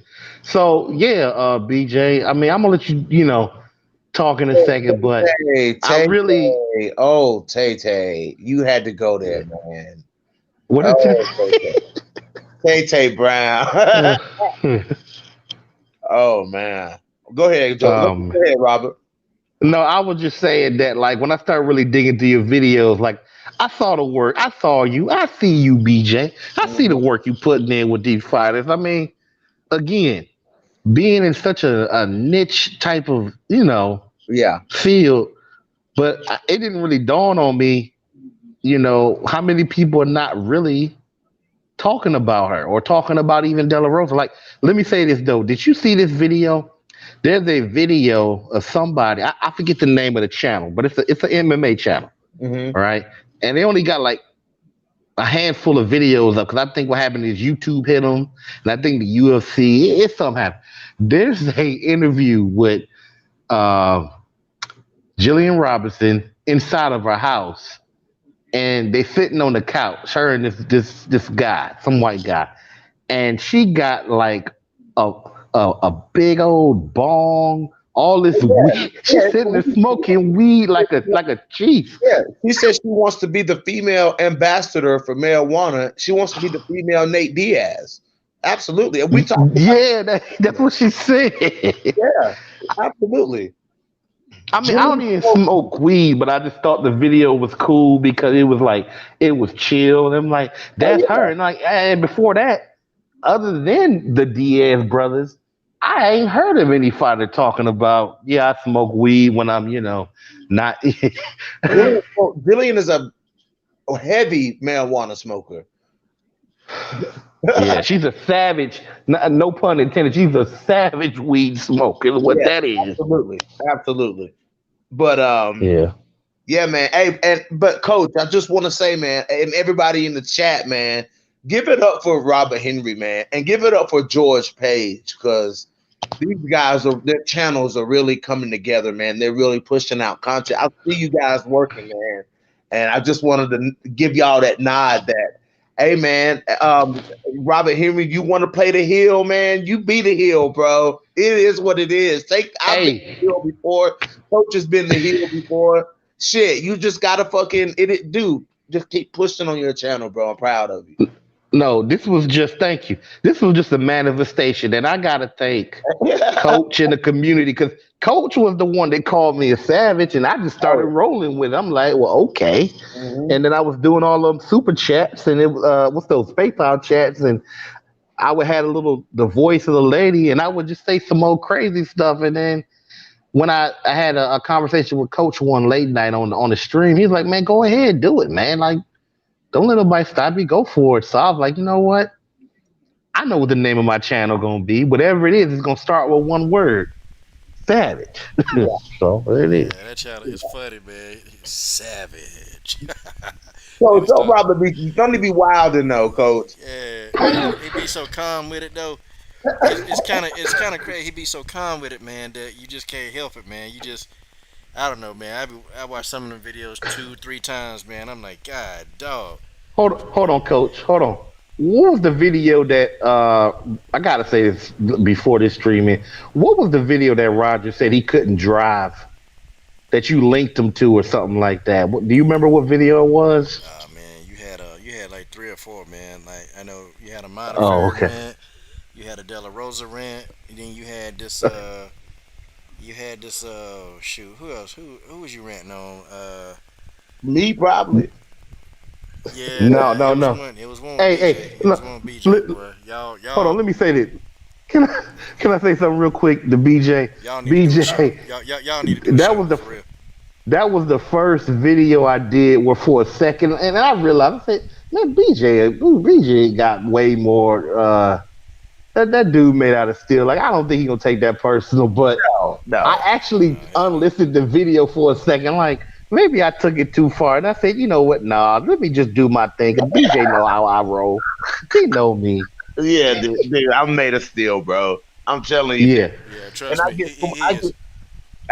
I get so much flack, dude. Like, I get so much, you know what I'm saying, like bad feedback for some of the stuff that I say, man. And I'm just like, but so does Chael Sonnen, you know what I'm saying? So does, oh my God. Like, you know what I'm saying? So, like, it is what it is, but you know, people think that, you know, I had people reach out to me and be like, dude, is this like an act? Like, do you really think the shit that you say, like, do you believe that? And I'm like, yeah. Why wouldn't you? Yes, I absolutely 100% believe what I say. And I just put it out there, dude. It is what it is. Some people like it, some people don't, man. But as far as like the crow eating and shit, man, I knew it was coming, and I was 100% prepared for it, bro, because I knew it was coming. Now look, I thought the one I made about De La Rosa was the worst one. I think I keep up in the end. I don't know if you've seen it, but I had a short video prediction about the Michelle Waterson Angela Hill fight. And it was only like a minute and a half long. And I said, I don't even need to do a breakdown for this one.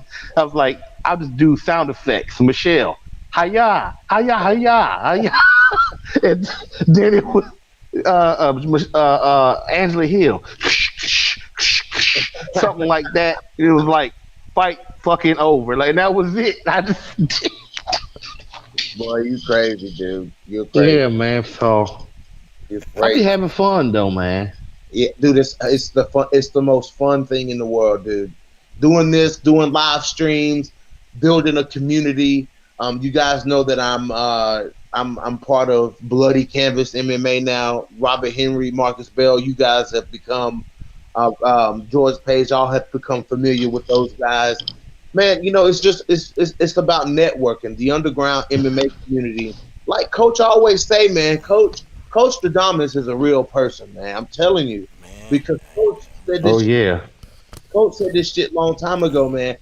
The underground MMA scene, we really are the ones that are keeping this shit afloat. Like we really are the ones who are picking up the slack here, interviewing the up and comers, talking about what some people don't want to hear.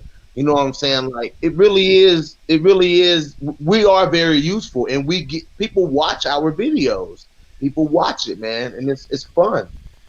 They watch, man. Don't I used to think, man, just because we got 10 people in the stream or 100 views on the video, but sometimes, man, they be fighters watching them videos, man, and Yeah, especially in the WMMA community.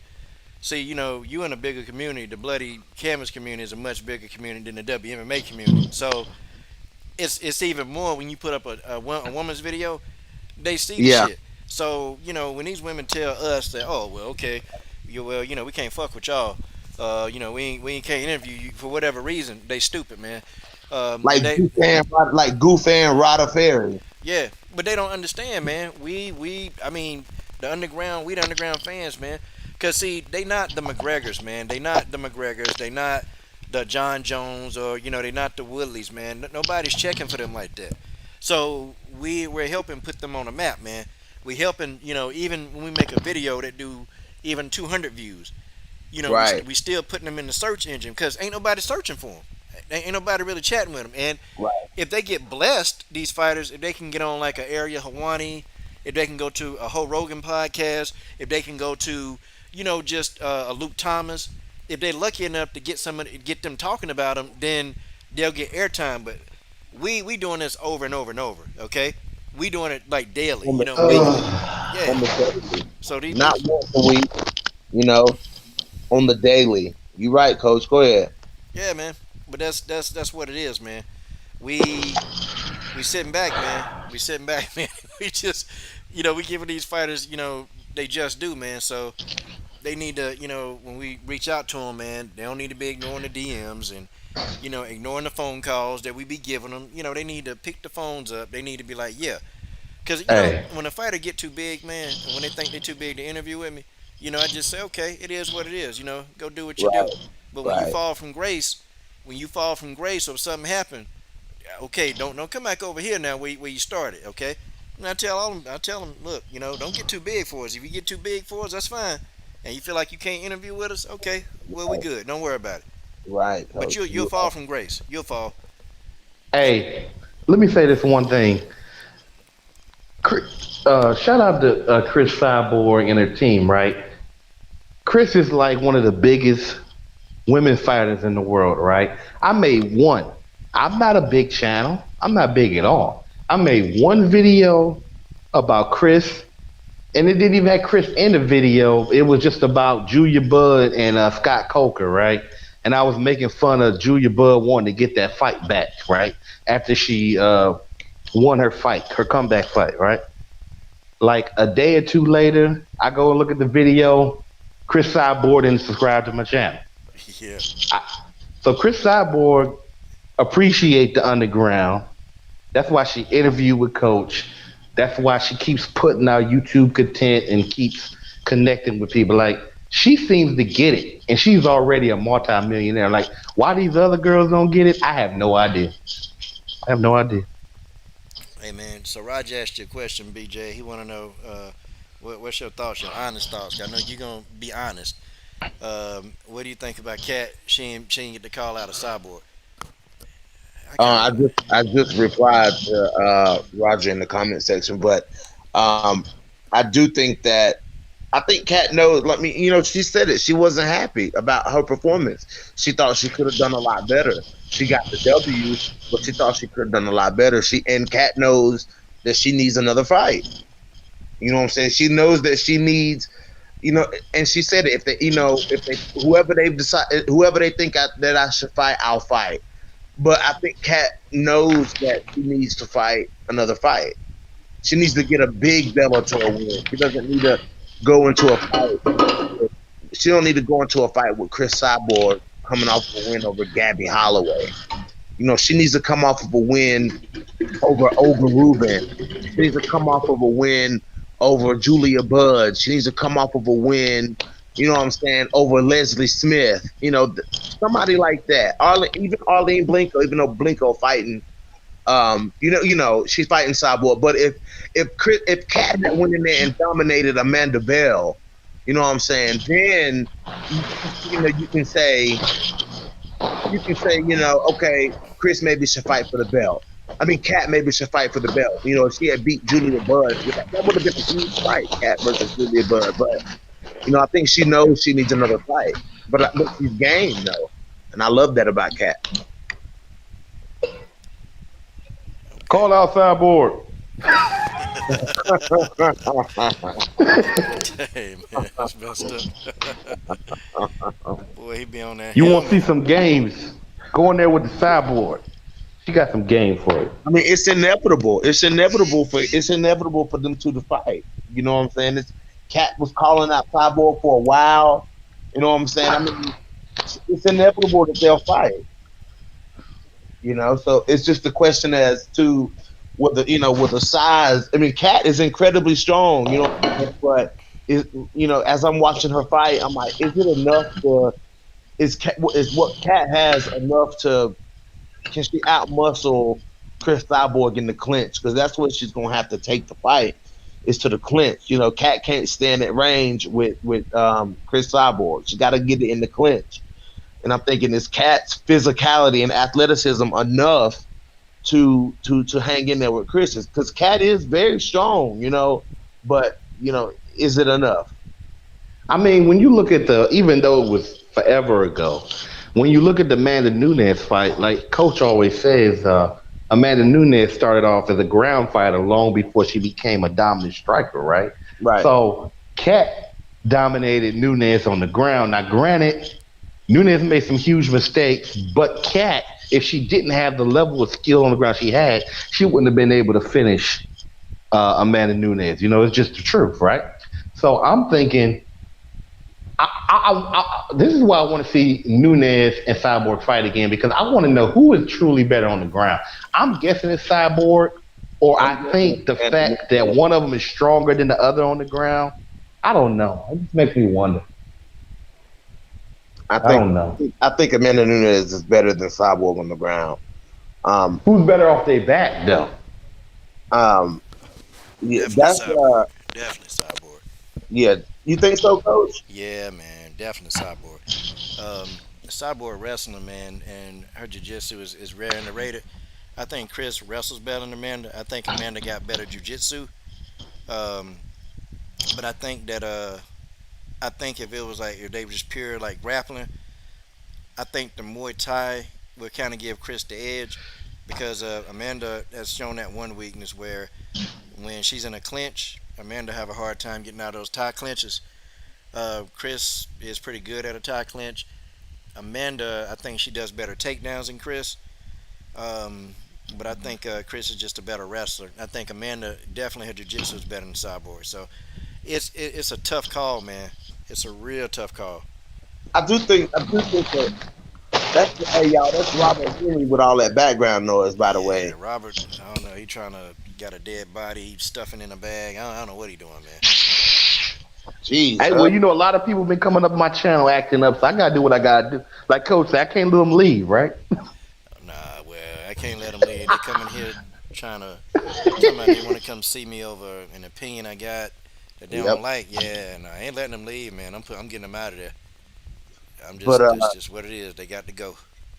Coach, do you think that, I think Kat would struggle getting Cyborg to the ground, but do you think if Kat were to get Cyborg to the ground, do you think Kat's physicality can keep Cyborg on the ground and allow her to dominate Cyborg on the ground? Nah, it's levels to it, man. I think Chris, see, wrestling, okay, here go the thing, man, with jiu-jitsu and wrestling. And I'm going to tell you this. So, with jiu-jitsu... Hey, Robert Henry, mute your microphone, man. You're killing us. What are you hearing? It's a lot of background noise. Is it? Hold on, wait. Is it this? I'll stop touching that. I'm sorry. Yeah. All right. Yeah. See, we still hear it. You still hear it?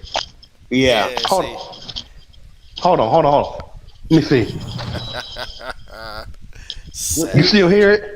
Just mute your microphone when you ain't talking. Okay, I'll mute it. I'll just mute the microphone. Hold on. So Give me okay. a second. So I'll tell you about jujitsu and wrestling. Okay, so wrestlers, they do have that ability to get up from their back. You know, jujitsu people, they trying to put the jujitsu people. They want to put you in a guard, and they want to look for a submission. The wrestler, they're not thinking submission. The wrestler's thinking I got to get up. So Chris, you know, even though she's like a brown belt in jujitsu, Chris seems to always her tendencies is to try to get back up because she want to strike. Where Amanda, her tendencies are to try to submit you. So Amanda is comfortable just laying down and trying to fight out of a guard. Now Amanda got to have some stamina, but she's comfortable fighting in her guard and trying to fish for a submission. Where Chris don't want to do that. Chris will always try to get back up. So, and I think Chris will be able to get up if Kat took her down. I think there's levels to it, and I think like even Felicia Spencer underestimated Chris's like her grappling and her wrestling, and she took Spencer down with ease. I mean, she took her down and it's like, oh okay, oh so this is what it is, you know? So like, Felicia Spencer as physically strong as Kat Zingano though? Yeah, Felicia Spencer is real strong. Now I ain't saying they got the same skill level. I think Kat is more technical than Felicia. But, you know, I think Kat would have a difficult time getting Chris down because Chris' takedown defense is very good. And she's just going to take Kat's hand. She's going to peel him off. Like, okay, so what I did in the film study, I broke down how Chris and Amanda, they do it. Chris and Amanda, they takedown defenses are very similar. So what Chris would do with Kat Zingano, she'd take her hands and she'll put her hands on top of Kat's head. Almost like a tie clinch, but she'll get head control. She did that to Kunitskaya. Yeah, she did it to Kunitskaya, she did it to Spencer, she did it to Bud, and Chris will establish their head control. So now you got somebody trying to do a single leg or a double leg to you. Well, when they're trying to do that single leg or double leg, Chris and Amanda, they'll push their head down and they'll control the head. So they're gonna Kat will have a tough time trying to get that fight to the ground. Kat would literally have to lift Cyborg off her feet to get the takedown. But she's not going to get a trip. She's not going to drag Chris to the ground. It's not going to work. And like Chris is going to control the head and then even possibly reverse it or remove Kat's hands and circle back to the center of the octagon. See, Chris is going to do that the whole time. She did that to Felicia Spencer. Spencer kept trying to go for these takedowns, and it wasn't working. You know, Holly Holm tried to go for takedowns. It just wasn't working, you know. Right. She going to do the same thing to Kat Zingano. I think Kat is going to, and Kat gonna take some punches coming in. Like Kat gonna get touched up on the way. Like, let me tell you what Kat was doing with Megan Anderson. Okay, now this is something good. So Megan Anderson, you know, oddly enough, Megan got separation. So when she threw that kick, see, good strikers, if Kat can't get into them, if Kat really can't get to them in time, she gonna take damage. And Megan was doing a good job of providing separation, so Kat couldn't get it going. She couldn't get herself going. She couldn't even close that distance. Like people like Juliana Pena who beat Kat. Now here's the funny part, man. Juliana Pena can close the distance very well. So you put Juliana Pena in that situation with Kat Zingano, who don't close the distance very well. Juliana Pena would have got the takedown on Megan Anderson when Kat Zingano got kicked in the face. Okay? Right. Because Kat Zingano also, she's not very defensively responsible. Like if you watch her fight, she keep her chin in the air and she keep her hands down a lot of times. And Kat would throw a leg kick or she'll throw an overhand right and then she'll try to get in for the takedown. Well, it didn't work against Megan Anderson because Megan just took a step back, used her range, and threw the kick up there. Yeah. Kat made a very, very critical mistake, man. It was bad. So bringing Chris Cyborg to do that, Chris not gonna go. She's not gonna go for the change in the level. She ain't gonna go for that.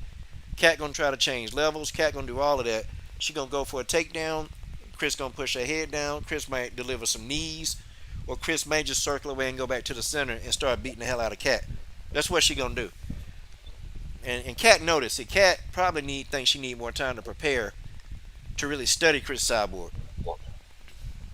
Yeah, I think she does too, man. Because you know, I mean, Kat does a lot of things well on the feet, especially with the body kick. That's one one big weapon that Kat Zingano has is the leg kicks and the body kicks. But I think it's gonna take more than that to slow Cyborg down. You know, Um, and Julia Budd was attempting to do that. You know what I'm saying? Julia Budd was attempting to weather the storm and keep landing shots and keep going for it. But I don't think I hate to say this as a Cat Zingano fan, but I think that Cat may not be quite as durable as Julia Budd. I think Cat need to be in a fight. Like this was a good fight, but she dominated this fight.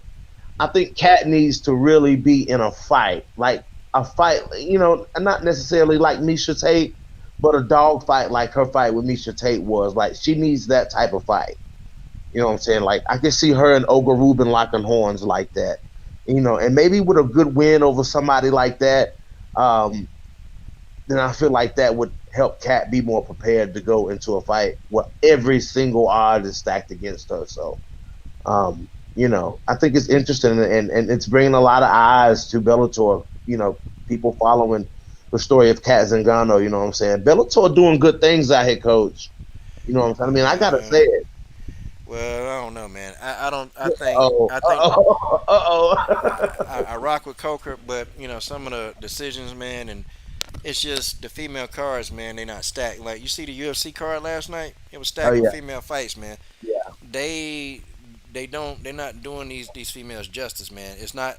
First of all, they don't get enough fights. Okay, No. these women, they don't get enough fights, and you're lucky if you fight twice a year in Bellator as a female.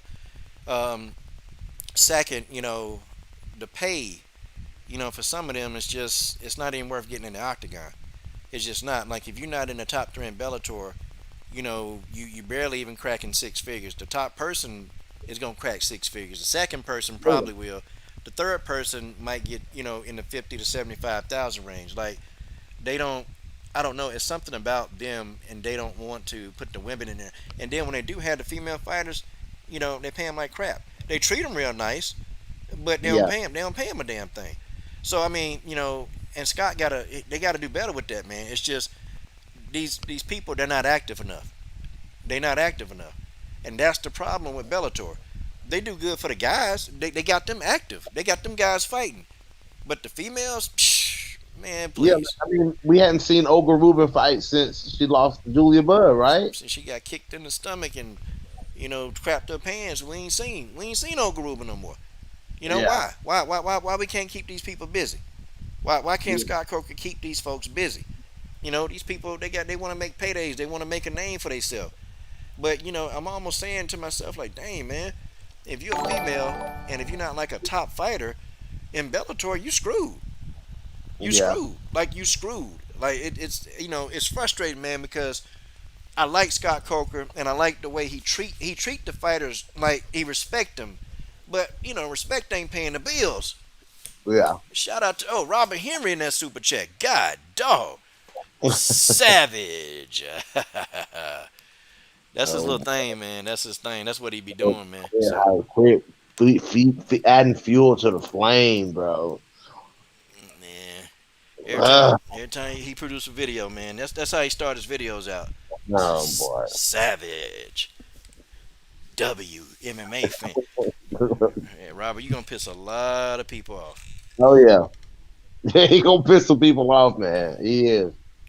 He Yeah, is. yeah, Roger, right. The few get fed, man. Only a few people make some money. The rest of them, man, they ain't making no money, man. They these mugs trying to make ends meet. Look, man, you either you on that level like I say people like Kat Zingano and Leslie. They probably gonna get a chance to make them a little bit of money, man. They might get to. The rest of them, like Janae Harding, she finally got a fight coming up, but Janae also work another job. I mean, she do. Ain't no shame in that, but it's like, dang, man. You're a Bellator She fighter. working? Yeah, he's like, damn, she working too. Yeah, like she gotta work to pay her bills, and then she gotta, yeah, Train. she gotta train. Like, what the heck, man? I don't know, man. I don't get it. I don't get it, man. I'm trying to get it, man. Maybe Scott got some master plan, or maybe he got something going on, but damn sure ain't these fighters right now. Coach, I ain't had a chance to talk to you in a while. Let me ask you something that I read today about them. They booking Rose versus Wei Lee. What was your initial thoughts, Coach? What you think? We knew that fight was happening. Yeah, Uh, oh yeah, this fight can go two ways.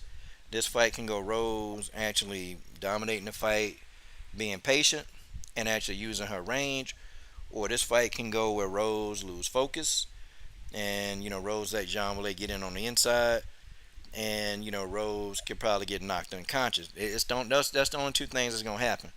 I think Jean Wallay person, I think she's too sloppy, and Rose is she's a precision. She's very precision, type striker. Yeah. She can keep Jean Wallay. See Jean Wallay come forward, man, and that come forward, man. That stuff don't work, man. Especially when you got somebody who's a master in there. It's like when people say, "Well, we're gonna rush Valentina." Well, I mean, you can try, man, but that's where she thrives because she gonna use what you got against you, and she gonna counter you to death. And I feel like Rose gonna be able to counter Jean Wallay to death. Jean Wallay got the speed advantage though. She got the Yeah. speed advantage. She quick, man. She lightning fast. So see, Jean Wallay can throw these crazy punches, but they get there fast. See, that's the difference between her and Jessica. Jessica don't have any striking accuracy, and she throw these crazy punches, but she's slow. Jean Wallay fast as hell. So see, if Right. Rose try to get into a situation where she want to sit in the phone booth with Jean Wallay, Rose can damn well possibly go to sleep. Like it's possible that she But actually Coach, go Rose night can night. crack. But Rose can crack too, Coach. Yeah, she Rose, can. Rose can crack too. She lose her focus, man. A lot of times she lose her focus, man. And you can't lose focus when you're in the octagon. Especially, she lost focus against Jessica. She tried to stand in there and fight in the pocket. Rose almost got knocked out. Like that's the kind of stuff she can't do, man. If Rose don't do those kind of things, make those like critical errors. See these Rose, if Rose is on, Rose can be having a bad night, but if Rose is focused, Rose is gonna win the fight. Okay, she's gonna win. If Rose is making critical errors or just doing dumb shit, Rose, John Wallay will knock her out. Okay, this ain't Jessica Andrade. John Wallay move faster. She hit harder. Okay, Yep. Rose got to be careful, man. Rose got to be careful. She can't play the game with John Wallay. She can't. She can't take a chance. She got to fight her fight. Even if the crowd think it's boring, keep John Wallay at the end of the damn jab. She do that, she gonna win. Easy work. Yeah, man. I think Rose can. If I had to pick, you know what I'm saying. As much as I like Zhang Wei Li, I do like Zhang Wei Li. You know what I'm saying. But Rose, man, Rose. I just feel like Rose. And Coach, I've fallen in love with fighters who throw a jab. I know y'all gonna say, "Oh, Montana De La Rosa's jab," but Rose has a beautiful jab. You know what I'm saying? And if Rose Damn can sure use do. that jab and put that jab in Zane's face, man, and not get lulled in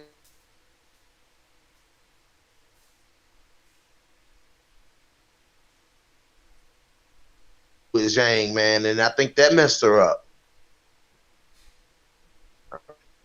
You there, Coach? Hello, hello,